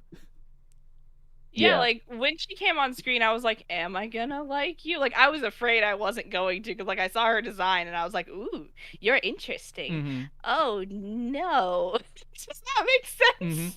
Like, no, that doesn't make sense. I don't get you. When I say, oh, you're interesting, oh, no. What I mean is, I will, like, look at a character, and I will, like, decide within approximately 5 seconds if I like their vibes. And if I do like their vibes, I'm like, gee, I hope the show, like, follows up on this. And, like, I clocked her vibes, I decided I liked her vibes, and then I realized this is a vibe that I see done well very rarely. Yep. I was really worried up front that she was gonna be like waifu bait, kind of like she has, the most outlandish hair, right? She's small, she's cute, she's of legal tender. Never say that again. I will actually murder you in real life. I will find you. But it goes to my point. Like, I think a lot of people will look at a character like this, especially like she works at an arcade. She's gonna, she's gonna be like, oh, like try to, I don't know, attract the otaku crowd. You know what I mean? But she doesn't. It's not really written like that at all. She's a very like down to earth character, who has her own set of problems that the show deals with, and I thought that was much better than what I was expecting, honestly. For sure. What was the thing that really got me about her? It's the expertise that she has when it comes to running the camera, and how she's shown as being someone who mostly devotes her life to her skills and not other people's relationships. It's just how she talks with Ganta when he's trying to set up the camera for the first time. It's like, do this, this, and this for this reason, this reason, this reason. And it's like, just her tone is just on the border of saying, you fucking idiot. What are you even doing? But in a very kind way. Obviously the thing. Like, yeah, it's like, she's like, oh, right. Not everyone has this level of knowledge that I do, and this child is 15. Yep. No, it's like, yeah. No, come here, I sweetie. remember being 15. Let me show you how to do this. She's an actual like teacher without being a teacher. Like, I like that she also like she's like really early 20s. She's like 20 years old precisely, I think. And like I like that like that's like a very transitionary period A lot of people don't like. A lot of people are like, you end high school and then you're an adult and you just kind of got to do things. And like 20-somethings on the internet, of course, are very like, oh, adulting, it's so hard. But like, I like that like she is like, I don't know. Am I wrong? You have no right to complain. You're too old. Well, you're acting like everyone doesn't say that. Oh, I see. Or you're what you acting mean. like they're wrong to say that. No, adulting is No, hard as I'm shit. not- What do you mean? No, what I mean is that like it's like I got so it's far very away from the often camera. of the same tone, I think, is the thing that I'm trying to get, of like it's either like being in a transitionary period between I was a child with little to no rights, and now I've become an adult. Now I and can I'm just also, buy a like, whole cake becoming whenever I want. Yeah. I can just buy a whole cake whenever I want. I'm becoming like a yes. person. Um, and you kind of have to like, and like being in that stage, it's all like, it's almost always either focused around like becoming a stable person or like embracing the person. Like it's always about yourself whenever like it gets talked about. But seeing her like exist in that transitionary period and have it be like not about like her own internality and insecurities, but just about like about her slotting herself into a new social role as an adult is cool. Best character in the show. Yay. Probably not a high bar to reach, I think. No, but she does exceed that bar by quite a bit. Yeah, I was about to say, like the bar yeah, the is bar real is low. on the ground, but she still has the pole vaulting pole and goes for it. Yeah, exactly. She's clearing the bar by a long shot. Mm-hmm. And we're all like, whoa. Whoa, that Oh, would have been wow. really impressive if there were a bar in your way. Yeah. If there was a bar. That would have been a great jump. Wait, Brent, I want to ask you. So, what's the red flag about her age not being given? It's a joke. They don't give her Oh, age it because just- it's a low age. Yeah. Oh, okay. I'm gonna be so real, honestly. When I saw her in the high school for the first time, it took me a while to realize she was an adult. Yeah, I thought she was a seriously. kid. But why show her in the high school? Why? I saw her in the opening and I was like, oh, there's a different student who joins the club. Mhm. Why do they not have the uniform? Dang it! You took my joke! No! Oh, I'm sorry. This woman has such, like, new student joining the astronomy club flags. The show has so many third student joining the club flags, and it doesn't follow through on any of them. I actually think it's probably better for that. Absolutely. Yeah. All right. Episode 4 is called Venus. Oh, in Beastars Season 3, Oh. the new street drug energy drink is called Keenus. And there are so many puns about people getting addicted to Keenus that the show doesn't make. Did you finish this show last night? Like, what? Why is this? I finished this show last night, and I finished Beastars Season 3 like 2 nights ago. Okay, all right. Because I was like, why is Beastars such a like? Why is it on your mind this much, man? You'd be surprised about how much Beastars is on my mind. All right. Does Beast be starring? Mm-hmm. I still don't know what the Beastar is. Anyway. You know. Ganta invites Isaki to the fireworks festival, swearing that they'd only be going together for photography practice, and Isaki promptly accepts. Yeah. That's Cool. I keep forgetting that these aren't like the Wikipedia summaries because Wikipedia doesn't have summaries of these episodes. Apparently. I didn't yeah. check, I just trusted Tenek. I also checked they don't. Well, Let's maybe see one of us here. could fix that. Oh. Yeah. Yeah. Well, All right. Looking through the episode, this I think is like the first episode where we really get a closer look at her friends. Yeah, it seems that way. It's like. Yeah. Hold on. Okay, I'm trying to. Why does remember Motoko how the suck so episode was bad? structured. Why is she so Where's mean? Motoko? Um, the Isn't it the girl with the twin tails. jealousy? Yeah, it is Motoko, the girl with twin tails. I think I she's don't think just it's jealous jealous. that the main character mocks her at everything. Oh, okay. She like I think it's less about jealousy. It's more like she feels very entitled to other people's attention. Mhm. And she doesn't like when people who are not her get positive attention. That's it. I know that her Yeah, I mean, it's backstory simple. is told in later episodes, but I do forget what it What? is. Her What backstory is that like backstory?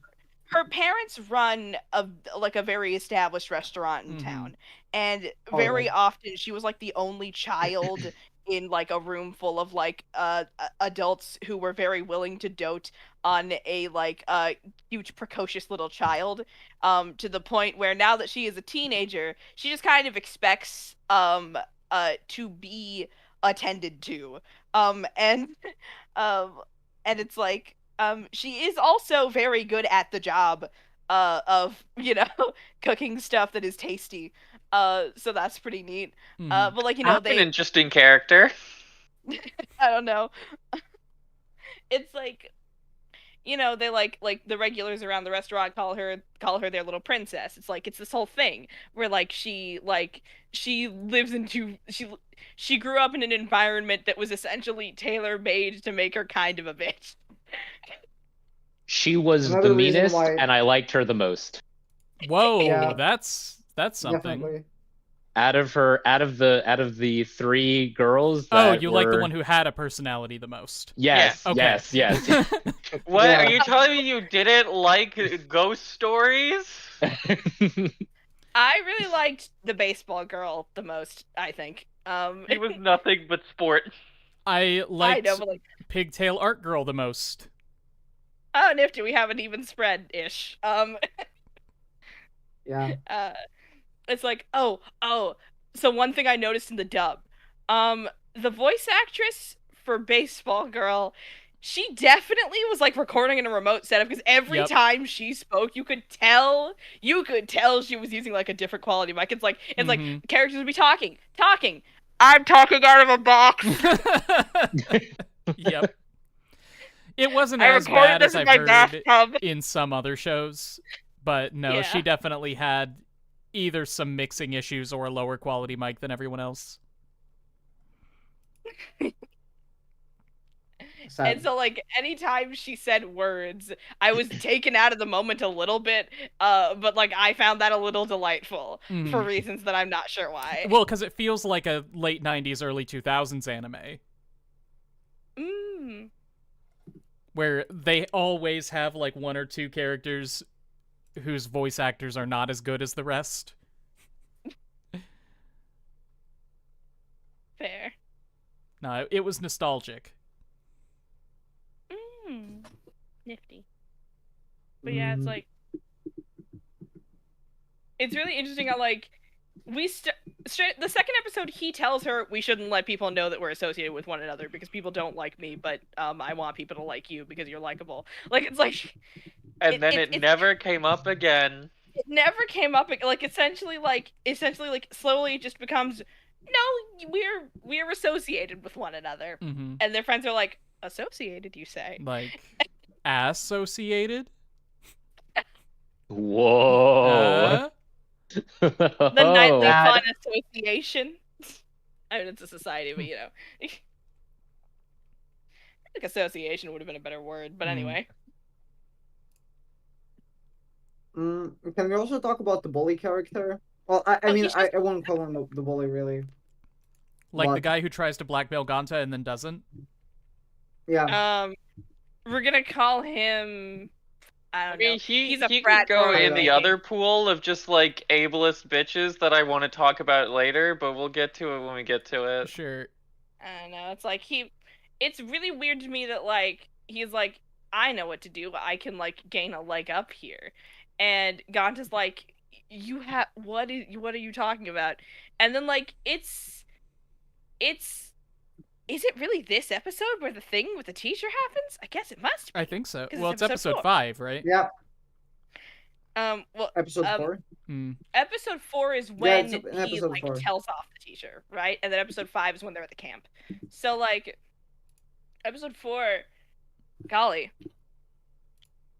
Or is it, I don't know, it's like that character was really weird to me because I saw him, I immediately hated his vibes. Episode 5 is when they tell off the teacher.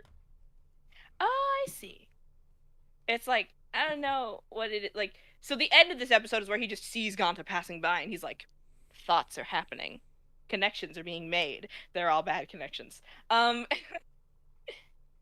It's like, I don't know. He's a very nothing character, which is not something I ever expected to say about this flavor of character. I'm not sure why I didn't expect to say that about this flavor of character, but he's just I can very much a imagine why. nothing character.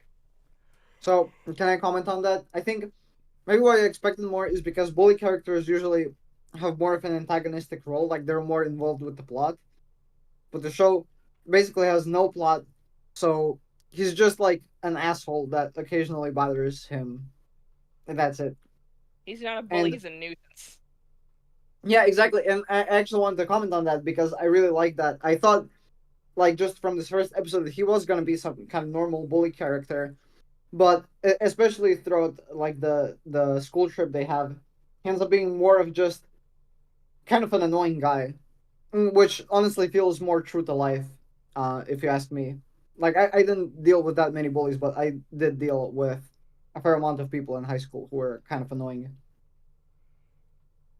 So I kind Yeah, of appreciate that. Mhm. the scene Just where Ganta is sleeping on the bus and the guy keeps like pulling at his Oh, I sleep wanted mask to Mm. tear to like his... wake him up and like talk to him. Like I couldn't like it rode the line between like is he trying to bully him or is he just that like oblivious to this guy is trying to sleep? Like Considering No, I think we've been in that situation where it's just like there was a person annoying the hell out of us and they were just completely oblivious, I'm going to assume that it was unintentional, but like I have yeah. a lot of experience of like, yeah, I don't know why, but every time I've been bullied, it's always been so fucking intentional.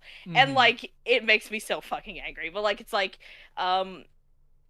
straight up it all the way back in kindergarten, a kid said to my face, "Yeah, I make you angry on purpose cuz it's funny." Like wow. I what the fuck does a kindergartner say to another kindergartner who says that to their fucking face? You know? It's I'll kill you. It's me and please don't. It's mean. so, like, Please so, don't. Would you please Fair. not do that? so seeing this dude like just repeatedly bothering Ganta on purpose, I'm like, you're doing that on purpose because you like the fact that he doesn't seem to fight you on this. Like, you know what I mean? Yeah. Yeah, Well, I think it's the some kind of show. mix. I think the show is all like because we're kind of introduced to him more like he tries to blackmail Ganta. In my head, I'm like, oh, he's an asshole who wants to pick on him. But then it really just seems like he's being a nuisance, but he's just dumb. Like he's just dumb. He doesn't get that I Ganta's did like trying read it to as sleep. obliviousness more than Yeah. malice. Like that like but that's where it's like weird to me because you have one point where he's like clearly obviously trying to bully the shit out of it, but then everything else is just him being dumb. That's weird. Yeah, exactly, and that's the thing. Like he's not some kind of extreme bully who like really makes it his life's purpose to bully this guy. He's just an got asshole. Bakugo. Yeah, I kind of wish there wasn't the introduction scene because him just being like trying to be a friendly guy and accidentally bullying him fits so much better than anything else. Mm-hmm. It also would make more sense as to why Ganta doesn't say shit about it, because we saw one of the first scenes in the show a situation where he just like he's really fed up with the girls in the with the trio of girls, and he's over and like a cute little pigtail art girl, she just wants to be silly and spooky, and he rips the little pumpkin head off of her like like stop fucking bothering me. And then she's like, and like she's crying, and he's like, okay, that was wrong. I'm leaving. And like, and so like it would make more sense if this guy was just a silly, goofy guy who didn't understand that other people have problems. Yeah. Yeah. That's why I'm just like, why the blackmail? Yeah. Why the black? Especially when it doesn't go anywhere. It doesn't go immediately. It doesn't go anywhere immediately. It's introduced, hey, you're gonna blackmail me? And he's like, yeah. And then it's resolved within the next 30 seconds. Like it's The author of this show and the author of this manga definitely had a lot of ideas, but I don't think they actually knew what to do with them. Yep, that's where I've been going. I think you're kind of overestimating the importance of the blackmail. I think the point is just how the scene ends, which is in him kind of like loudly proclaiming something in defense of the girl. I have to admit, I completely forgot. Oh yeah, so like the scene that follows that, the scene that begins episode 5. The scene that begins I think it episode happens 5. at the end of episode 4. Oh, well, but whatever. You can say. Whenever the boundary happens, the idea is that like he's not like it's like he says this while thinking of her, because it's really interesting that like he will just he was fully willing to just like stand there and let the teacher chew him out until he was done. Like there's something about this kid's endurance that I really like. But anyway, but then then the teacher starts just going off about how it's like, listen, if you're having trouble sleeping, that's your fault. Like he says that, and Ganta's thinking about Misaki. He's thinking about her, and he's thinking about like just her like it's not even that he saw pieces of himself in her. It's that he saw her and he cares about the fact that like the way that this affects her, like the effects that this thing that he knows she can't control has on her, and how this man is like essentially saying like it's like you're making it up. Essentially it's like you're not trying hard enough, and it's like Ganta can tune it out if the guy is saying that he's not trying hard enough, but now that he has someone else who shares his problem, he now becomes very angry at the idea that she somehow isn't trying hard enough. The fuck are you talking about? You know? Yeah, I get what you're saying. I just think that the setup of that moment is not worth the payoff. Because you introduce a plot point in where a character sees another character out at night, and you're like, oh well, where is this going to go? And then that changes our perception of this other side character now, right? Because we're sitting here not arguing, but we're like debating, like, oh, like, was he a bully? Was he oblivious? Who knows? And that muddles the aspects of these characters now, for it to ultimately not mean anything. Like, for it to ultimately be introduced, go nowhere, and then you have this payoff of Ganta yelling at the teacher, which is, I didn't find a very impactful moment for me.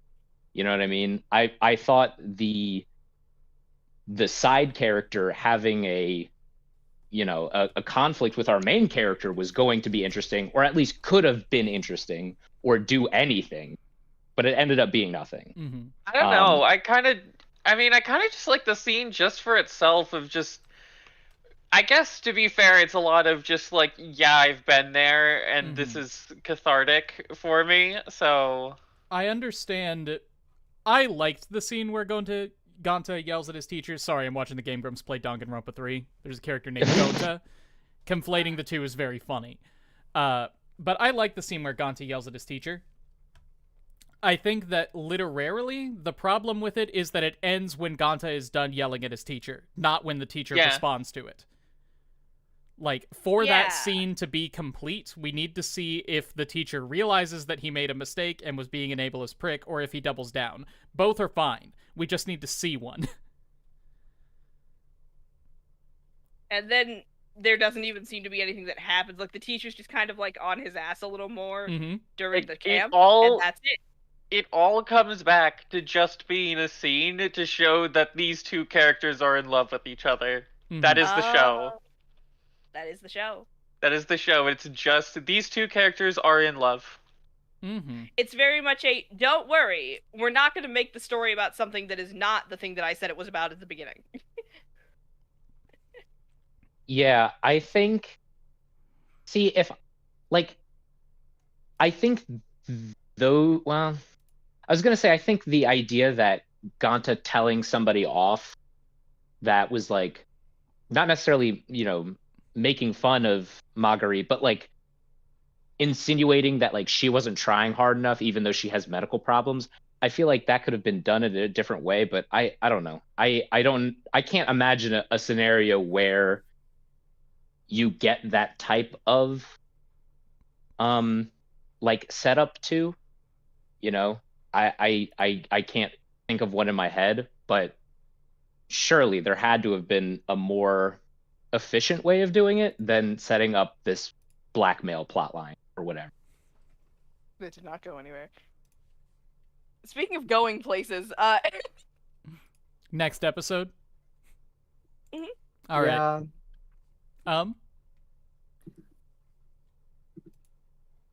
Tenik, did you say No, I said yeah. All right, cool. Episode 5 is called Canopus. On a cloudy seaside class trip, Isaki makes a promise with Ganta to meet on the beach under a starry sky if the weather clears up. So true. Fact. Yeah. Bestie. Yeah, then they do. And then they do. Episode 6. It's just, I'm down. Let's go. Okay, so the end of episode 5 was the moment where where things like really clicked into place for me, because like up to this point I was just over here like, okay, I'll vibe through the show. If the only thing that's happening is like disconnected moments, I'm gonna question it. But but like then like Ganta has we actually very sparsely hear Ganta's internal monologue. Or like, like he has an internal monologue. Like he rarely soliloquies to the audience, I think is the sentence that I want to say. He very rarely soliloquies to the audience. So like it's very important whenever he does. Like the show opens on him doing a little soliloquy. The show closes on him doing a soliloquy, and at this like mostly midpoint in the show, he does a soliloquy towards the audience where he says, like, at least in the dub, the sentence he says is I could feel the world spinning incredibly quickly around me, and so to not be thrown by the centrifugal force, I cuddled up tightly. And like that's so incredibly aesthetically like, it's like, oh, it's like one of my favorite things I've ever heard in my life. But what does it mean? What is the centrifugal force the metaphor for? It's Time. vibes. The force of time, events happening to you, things you cannot control. The world is spinning incredibly quickly around me. Like that's what the entire episode was building up towards, is like this camp, which was very unpleasant for most of it. It's like things kept happening and happening and happening and happening, and he can't do anything about it. He can't sleep. He can't like do X, Y, Z. He can't control the weather. He can't do this, that, or the other thing. Like he snuck his camera here, in the hopes that he could still do it anyway. And it's like, and he's like, and like he thinks this thought as they are running back to the campsite to hopefully not get caught, and then they don't get caught. But like it's like as they are like running back to the campsite, but then he pauses and he literally like deliberately takes a moment to go, hold on, I need a picture of this. Which is like, it's this nice little like, it's this idea that like to cuddle up tight to a moment is to say, this is worth holding on to with everything I have. And to be thrown by the centrifugal force of the world is to say, that I, like, am just going to keep going. It's to say, none of this is worth anything. I just kind of realized the biggest problem of this show from that speech is just, there really is no consequence to anything in this show, huh? Yeah.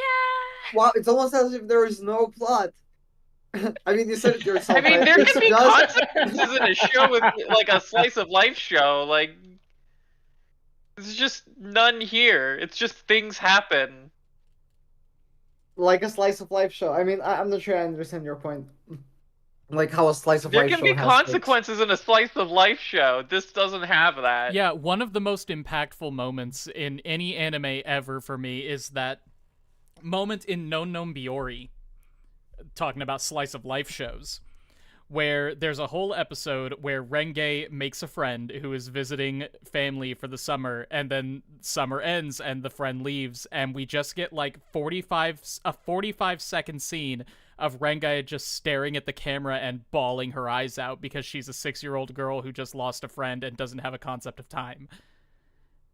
And it's like legit a 9 out of 10 emotional moment in a show that is about nothing. You don't need to have a plot or a plot TM, I guess, to have your scenes matter. But you do need scenes that matter. Mm-hmm. Right, and I guess like your opinion would be that like something like this would only matter if there was like a real threat of her dying, but that's left ambiguous. So I think it's just a nice moment they have, and that's it. I think when we talk about like plot happening, I think a big thing that a lot of people conflate with the term plot is just conflict. Mm-hmm. There's not a lot of conflict in this show. And the conflict comes from the randomness of the weather, essentially. Like that's the biggest conflict of the show. So when you're getting random conflicts, you have random consequences. Mm-hmm. Like, Yeah. and not necessarily good consequences. Like I think Ganta running off and crying and being a little baby about it raining is a consequence, but it's not very it's not very good. Mm-hmm. Yeah, like it's not that there isn't conflict, it's that there isn't. It's that consequences don't follow naturally from action. Oh. Yeah. Like actions That's it. happen that then do not matter later. Yes.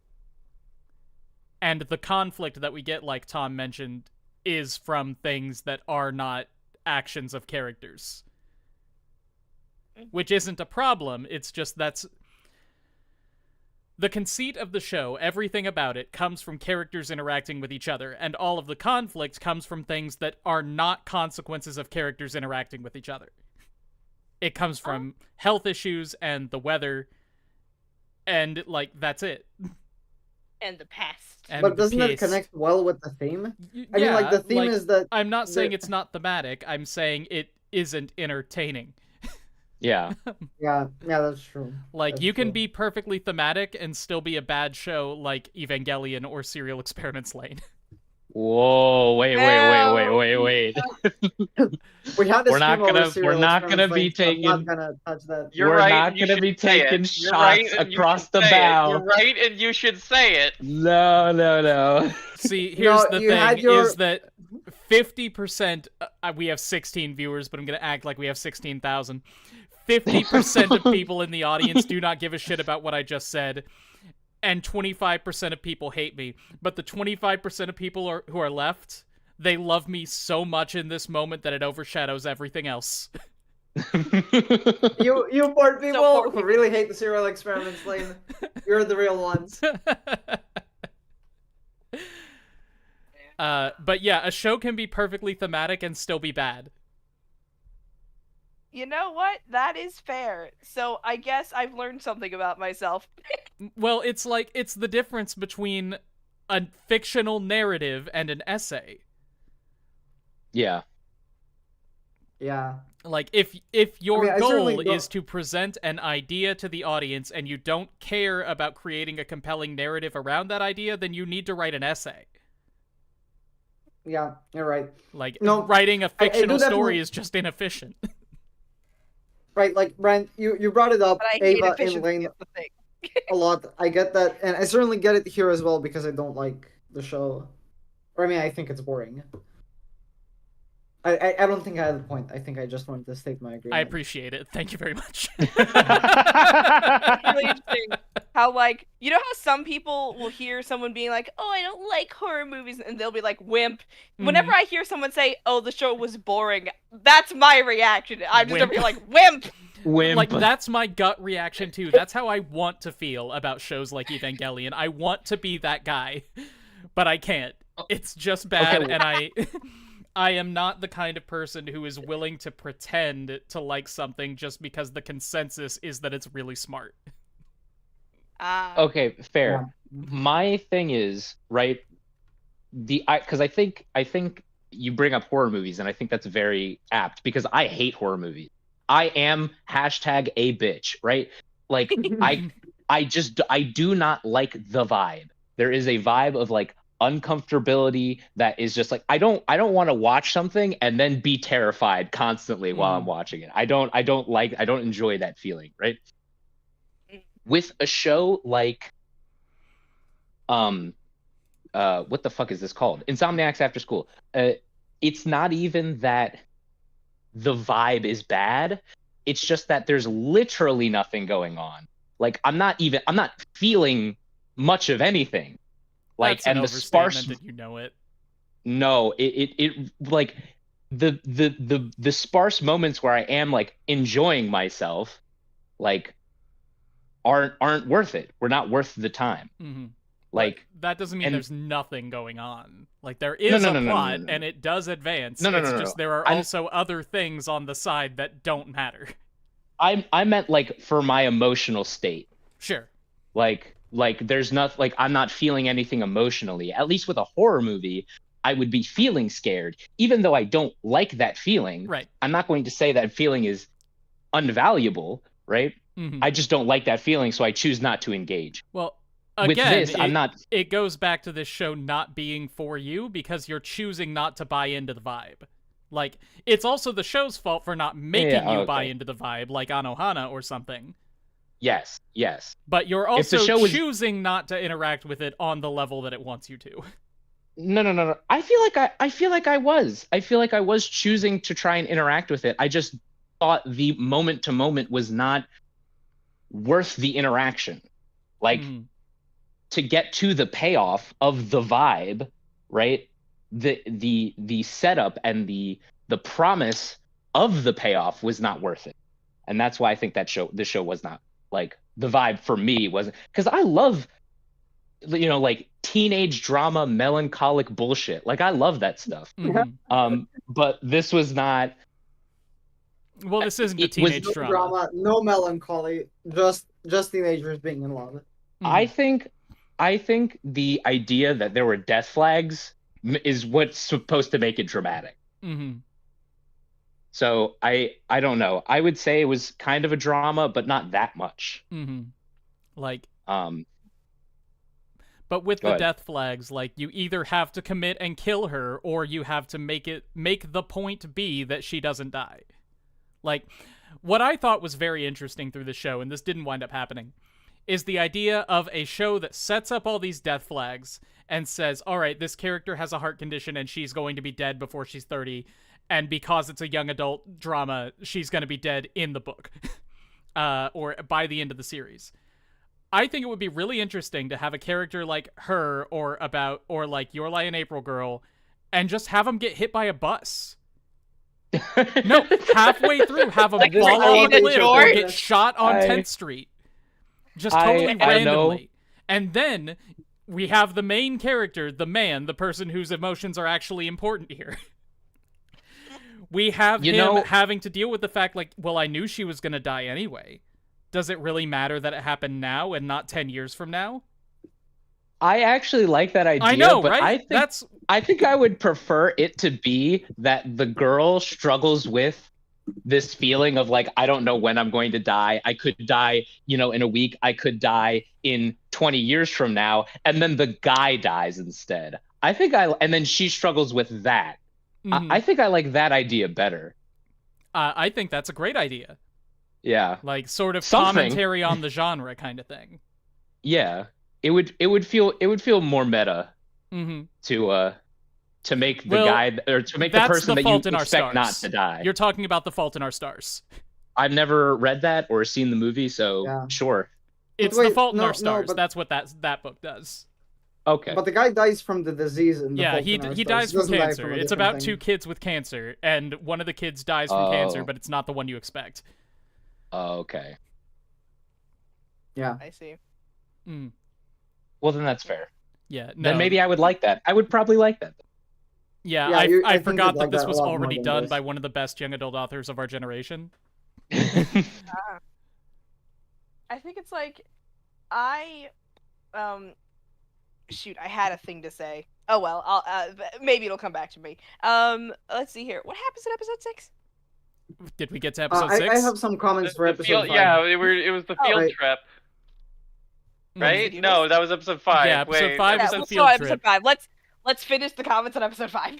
I think Yeah. I think 6 was the storm or something, or the episode before the storm happened. Something like that. Anyway, I wanted to say first off, minor comment. So these kids have to run around in like early in the morning on their summer camp trip. I have to admit, like I've never had any kind of school trip like this. Is this a thing? Like in America? Yeah, no, we don't have trips where we go and have to do gym class drills. It's like whenever Yeah, so weird.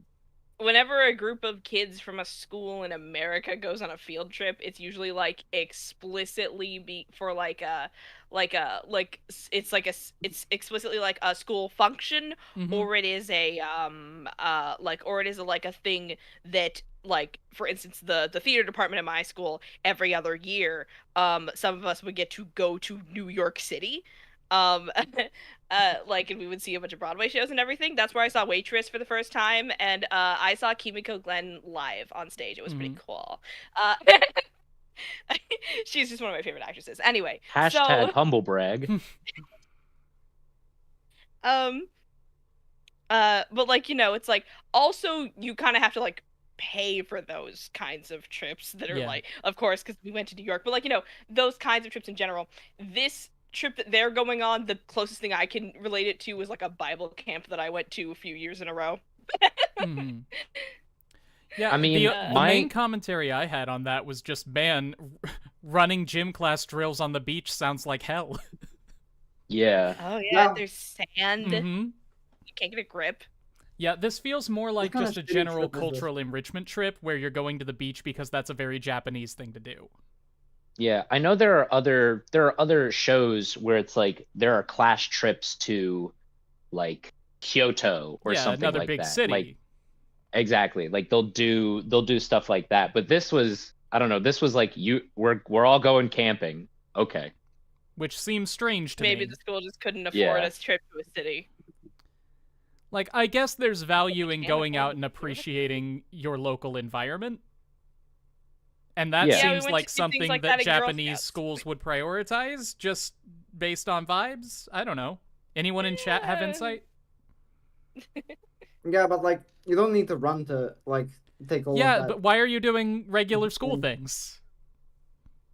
That's odd. I think I don't know. It might just have something to do with, like, because this is a wilderness outing, they're like, we They're need to doing- teach the kids how to be physically sturdy and strong in the Mhm. wilderness. This is like an enrichment thing in the sense of, like, you're teaching them, like, how to pitch a tent, how to make food with a fire, etc., Mhm. etc. Yeah, sure. I would get that too. Oh, you know what? Now that I think about it, I think this exact thing actually happened in Persona 4 too. So maybe it is like a Don't ask normal me. thing that schools go on camping trips like that. I think it might be. One thing I Mhm. wanted to mention about this episode and the next one is that I think that it's a good time to point out just how goddamn pretty this show is. It's so beautiful. Yeah, like, Sometimes. even if you ignore the kind of cheap, like, big set piece of the two of them out on the still water with the sky reflecting and, like, it's obviously dramatized. Yes. Just the way they draw the environments in this show is beautiful. Just It's like, it feels very much like, and locations recur. Like locations recur, but from different angles, and that's very fun. Like the town is a space that they live in, Mm-hmm. and like moment to moment, the space is like drawn from different angles, and it's very nice how much it feels like you are visiting. I think another thing, just because we're talking about like the big set pieces, I think the big set pieces are very dreamy, which Mm-hmm. is a very apt like they were this is what they were going for. No, very They good want point. it to be like dreamlike and fantastical, in the sense of like not necessarily like sleepy, but like nighttime themed. Mm-hmm.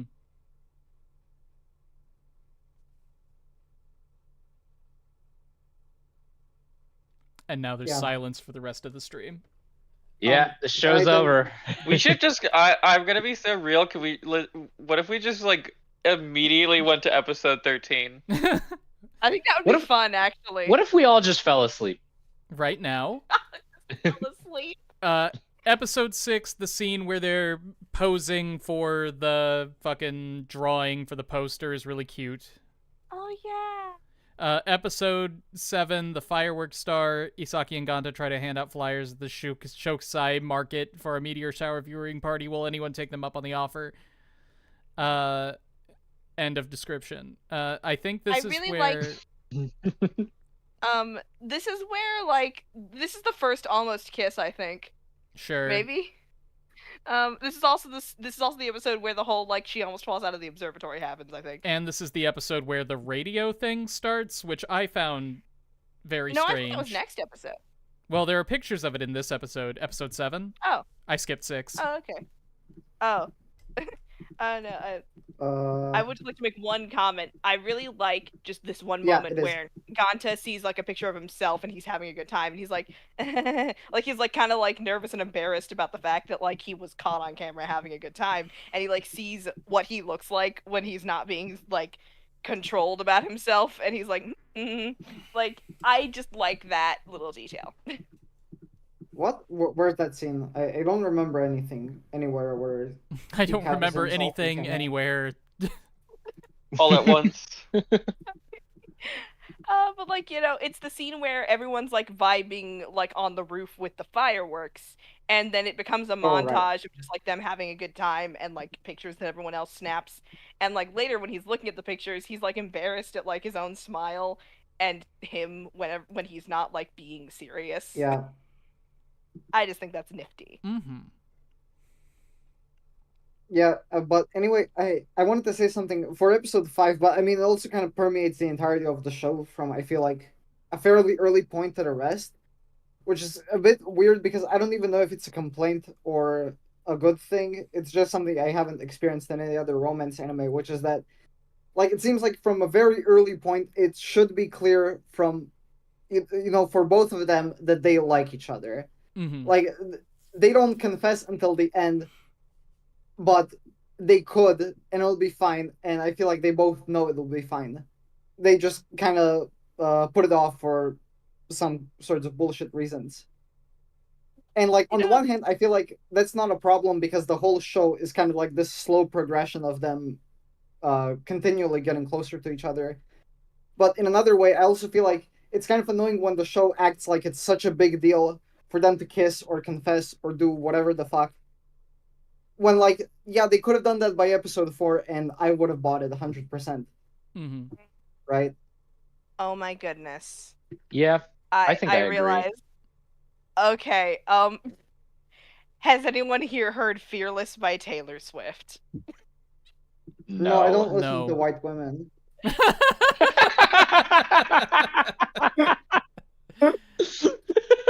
Okay, I'll go Oh. now. Oh, oh Danik. Should I? No, I don't actually have to leave. Okay. Yeah. This is exclusively the girls have to leave. Bye. Bye, scrub. Ah, you're back.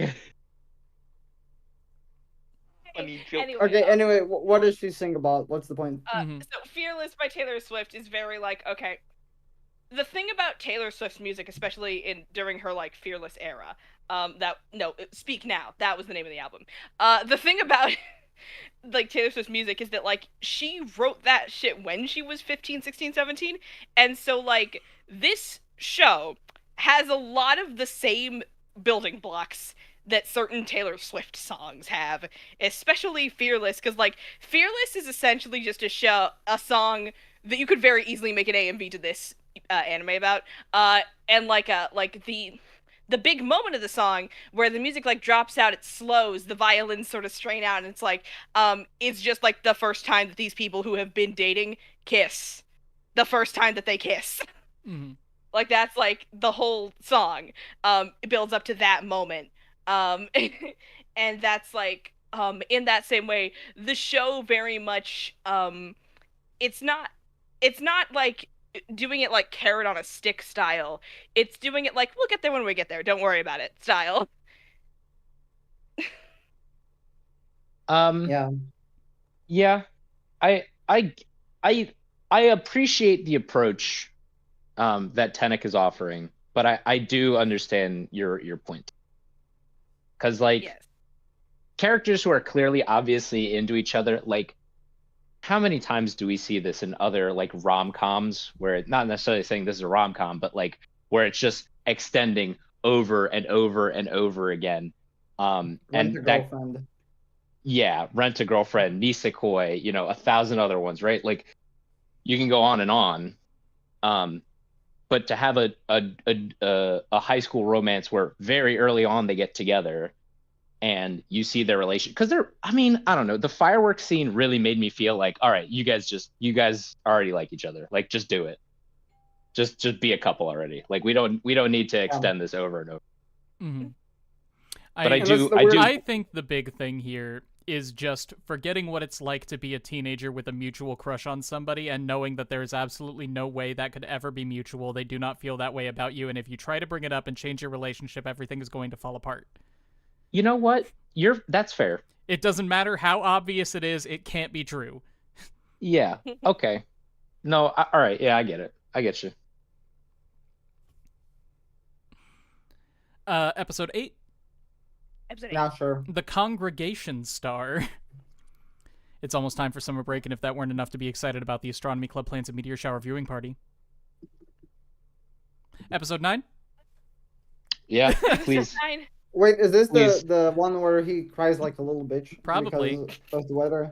Yeah, it is. Yeah, it is. This is the first time he's ever like emotionally invested himself in something in a long ass time. Like in the future we learned that he didn't ask his dad for new shoes when he'd grown out of his shoes. And this was because he simply refused to let his dad take care of him because he's like, no, you do it wrong. Essentially.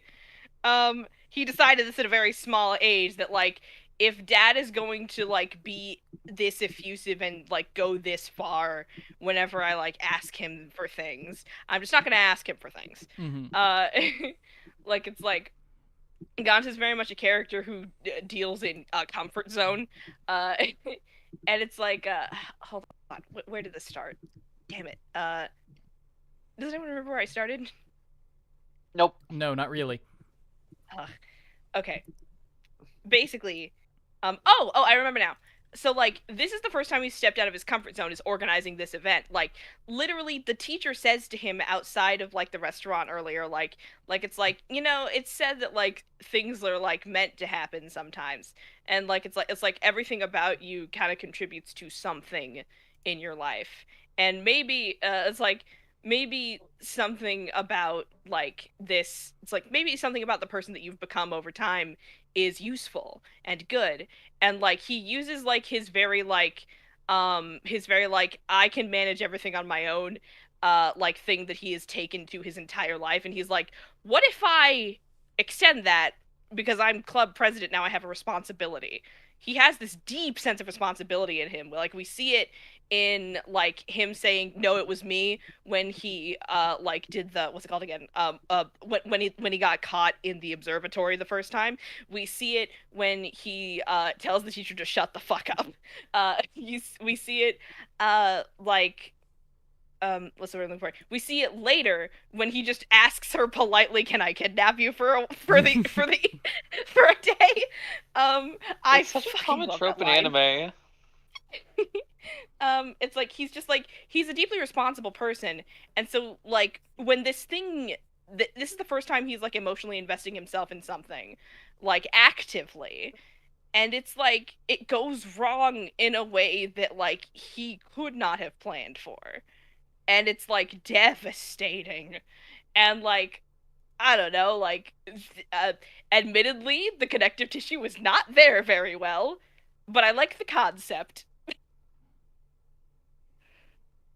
I mean, I think it makes sense. I don't know what else the show would have needed to set up about it. I think it's believable. And just reframing a few things mostly, I think. They've got the bones there, they just need to focus more on it. Make it more of a deliberate thing, you know, rather than something you have to dig for. Understandable. I like digging for things. I think it was I think it was kind of deliberate to some degree, but I do agree that it needed more needed more focus and attention. All right, episode 9. Altair and Vega. Alter and Vega. After the viewing party was rained out, Gonta plans to shoot pictures of the starry night sky and use them to enter a contest. You're just gonna say he plans to shoot someone. To shoot Is this someone. like where he takes a picture and it like doesn't work out because of the clouds or something? I don't remember. I literally don't remember I don't what happened remember in this this episode. I don't recall episode 8 at all. I'm looking Oh, at these dear. pictures and like none of this happened in the show that I watched. This is a Like, bunch of fan sometimes art this- to me, man. It's just such a nothing burger show. Like, a lot of the times. I'm seeing a picture of Yui sitting in an inflatable kiddie pool surrounded by balloons with a root beer. Yeah, Like- this is like he has to like get a part-time job to pay for club things. Oh yeah. But- That was this episode. Oh This right, didn't this happen. is beach episode. It is the beach episode. I thought I it was a found it very kind of silly gag that Kari or whatever her name was, she's over here like, we came to the beach we came to the beach to be cool and pretty teenagers and get hit on by cute guys, and all the other girls are just like, it's the beach, we're having fun. And then like it's like when it seems as though she's gotten the thing that she wants, like it like cuts away and then we cut back and it's like the joke is that it was a bunch of grade schoolers who were like, hi. Yeah. Oh, Infinite there's a really rating. beautiful moment this episode, I think, where so all the girls are like, it's like they're getting into their swimsuits to go out to the beach, and when main girl she pulls her swimsuit out of her bag, I was like, that seems very out of character for her to wear something that looks like that. That's interesting. And then like it's like as she's been gone, we see like the surgery scars on her chest, like and her ribs and everything. And I'm like, oh. And then we cut to the beach and she's wearing a big oversized shirt over the swimsuit, and I'm like, oh, that makes perfect sense. Yeah, I those really were liked nice that. details. I liked that too. Yeah. No, the show Episode 10? knows how to do moments well. It just needs all the Yeah. It has ideas.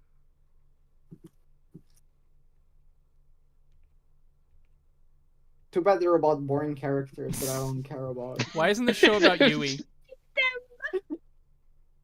Yeah. Yeah, I think if the show was Sure. about Yui, it honestly, like, it would ruin her character. Yep. Probably. Yeah, she can't Like, carry a She show, needs to be a as side she- character. Yeah, you could have made this show, like, you could have made fucking, I don't know, Gonta exactly like Yui, but You didn't. You just made a boring main character. Like, But doesn't Yui's character work because she's already done with high school? Like, that's like a pretty important part of her past.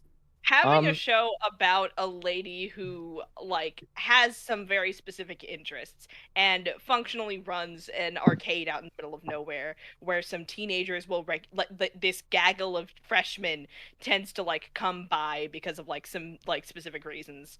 Like having a show that's about that where the main location is the arcade would be a very different show. Mhm.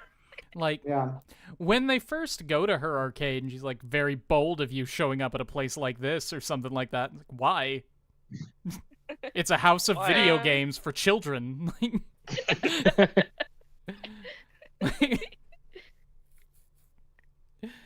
Episode Who's to 10. say? Spica Yeah. of Virgo. Despite Virgo.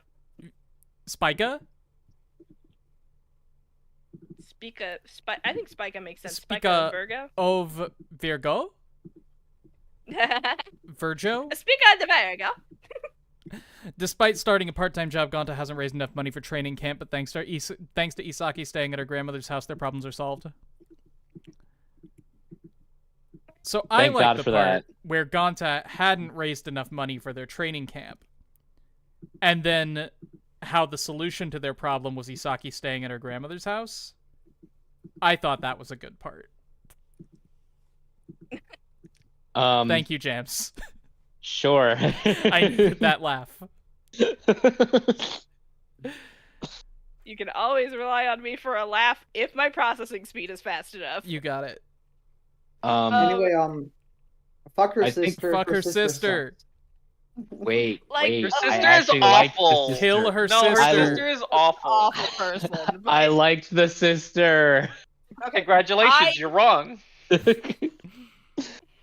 really I- it's like they have such an antagonistic relationship, Mhm. and I find it interesting because she doesn't have antagonistic relationships with anyone. Yeah, No, I that's totally what I get like. it. I think the idea of the sister is very good, and I'm not saying she's a bad character. I'm saying fuck her, I hate her, she should die. Oh, okay. All right. Dude. Look, Yeah. okay, yeah, I don't like the sister as a person, but I much prefer, like, I like the trope. I don't know if it's necessarily a trope, but she reminds me of the older sister character from My Teen Romantic Comedy Snafu, Mm. where it's just like Oh yeah. the older sister is just clearly being like, you know, chaotic, and just I mean, being I like, think- I want to throw a wrench into everybody's relationships and make people, you know, second guess Mhm. themselves and throw in, you know, just be an older sibling and be a fuckhead. Like, I liked Honestly, that. Haruno is a lot worse than her, especially since like Oh, her yeah. sisters like in this show, like a lot of why she's acting this way is because she's trying to treat her sister like as an equal. I can kind of Yeah. appreciate that. Although, And this I don't is know, how like- you treat people who are equal to you? She literally Yes. calls her. a Yeah, therapist that's- in, like, Hey, reverse Tenek lines said that or she's something. trying, not succeeding. But yeah, I think the worst part, I mean, two mainly things that I'm not sure are very forgivable. First off, she leaves them and risks their whole trip being fucked because of what her parents tried to do later in episode 13 and 12, Mm-hmm. just so she could hang out with her boyfriend.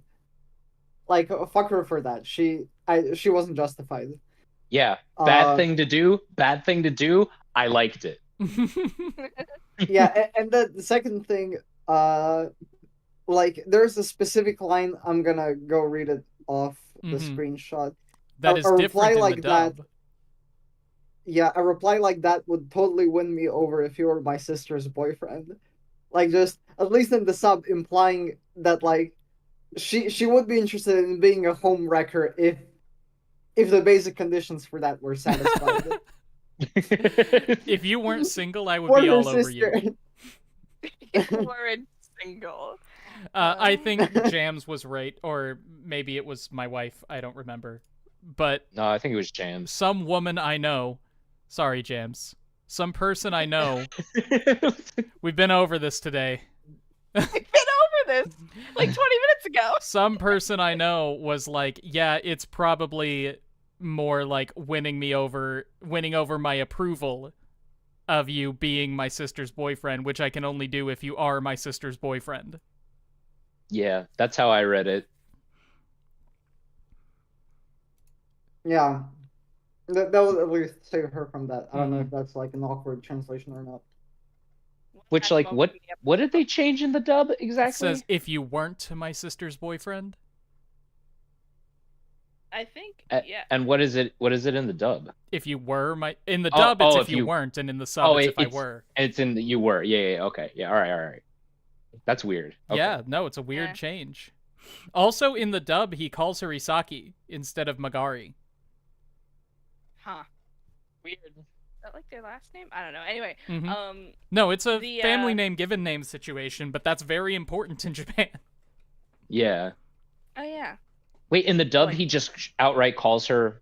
He calls her Isaki. Isaki. Oh, okay. And in the sub, he calls her Magari-san.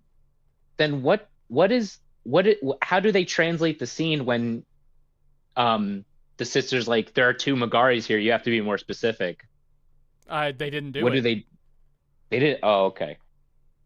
See, I don't remember how they did it, but all right. I remember she said it's like he says, "Would you?" while looking at the love interest girl, and then but like he says like singular you, and so she says, "You know, there's two people at the table, right?" Yeah, I do remember that now that you mention it. Yeah. Okay. Because they make a point to be like, he's embarrassed about saying her first name because her sister is there and there are two Magaris. So like, if he's just saying her first name all the time anyway, then I don't know, the dub I think fucked that one up. Yeah, I don't really understand the dub choice except that it's a localization thing. The dub did a little fucky wucky. A little whoopsie doodle. Anyway, next episode. Anyway, I respect dubs that use honorifics. Episode 11, The First Stars of Dawn. On the second day of their training camp, Gonta and Isaki's adventure begins with a trip to Mitsukijima. There are lots of pictures of them kissing. I think that this is the episode where the kiss happens. Oh. No, I think that's episode 12. The older sister leaves at the top of this episode. And then at the end of this episode, the kiss happens. I think my favorite moment about the kiss is the fact that, like, the moment of the kiss is then immediately tempered by him walking backwards into the sea. That's so, like, that is teenagers, though. That's like, very real. Yeah. I don't know. Maybe you're right. Maybe it is just teenagers, but I felt like it was maybe just a bit too, like, squeamish. Like, if I don't know, call me dirty-minded, but I would have expected something more realistic to be, well, okay, they're here in her grandma's house, completely alone. They're horny teenagers, presumably. Like, why wouldn't they do it? And they don't even consider it. They get hyper flustered by kissing. Yeah. No, see, you're thinking like Magari's parents. You can't be doing that. Yeah. They're two wholesome teenagers. They just want to have a little smooch, and then that's it. No more smooching. Bro, did you see how fucking Gonta like reacted to a kiss? If he thought about sex for 2 seconds, he would explode. He would jump exactly. He would jump in the ocean himself. Yeah, it wouldn't be by accident. That's what I'm talking about. Like, these are generally very, like, realistic, normal, boring teenagers, but this is just one regard in which it felt like a bit too squeamish for teenagers. I disagree entirely. Yeah, no, they're like, it's like, teenagers do actually exist on a spectrum of squeamishness about gestures. It's like, you know, I really like, I like that, like, there's, like, I particularly like the moment where, Isaki, she points to, like, the little groove where, like, the sliding door is, she's like, this is the boundary. Neither of us crosses into each other's territory. And he's like, gotcha. I like that, like, they're in agreement on that stuff, too. I like that, like, they're both very much like private people, private and reserved people. Like that's like a thing that has been established about them, and I like that it continues. And I like that they get bashful about a kiss because, like, actually, like, it's like people kind of view like kisses as smaller, but they can be really big deals. Yeah.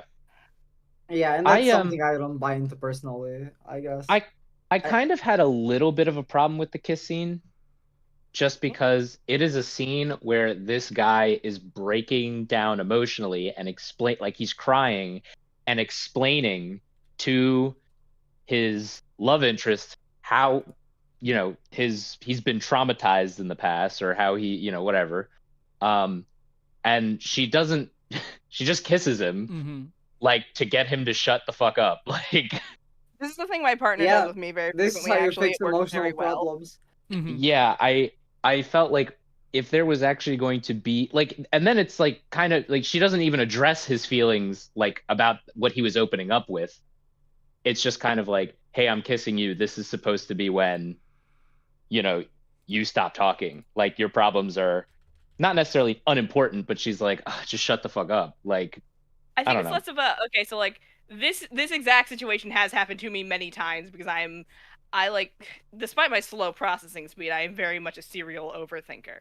And like whenever I like work myself up into a tizzy, my partner will regularly like do something like they will just kind of like smoosh my face into their hands, and they'll be like, "Shush, no more, shush, no, no, no, no, no."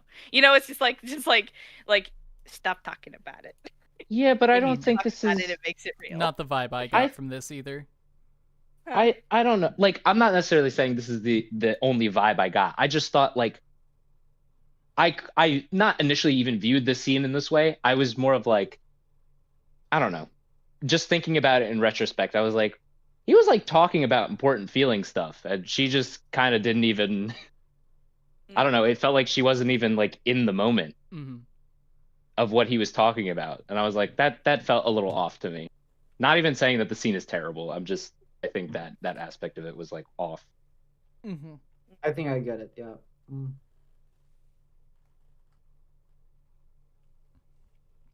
All right. Next. We are at the 15-minute remaining mark, so I think we should wrap this up and give our last thoughts on the show. You're right. Personally, I think it's pretty clear what I thought about this. It tries to do the Your Lie in April thing, but without the death, and I think that's to its detriment. It's melodramatic, but not melodramatic enough. Overall, it's a cute little low-stakes love story that's totally fine. 6 out of 10. How about you, Tenek? I disagree on a few things. I don't think it's supposed to be dramatic. I think I just agree with everything you said, except the expectations that this should be anything like Your Lie in April or I Want to Eat Your Pancreas or some kind of love story like that. So yeah, I mean, I think like in a long time, this is one of the most aggressively okay shows I've seen, possibly ever.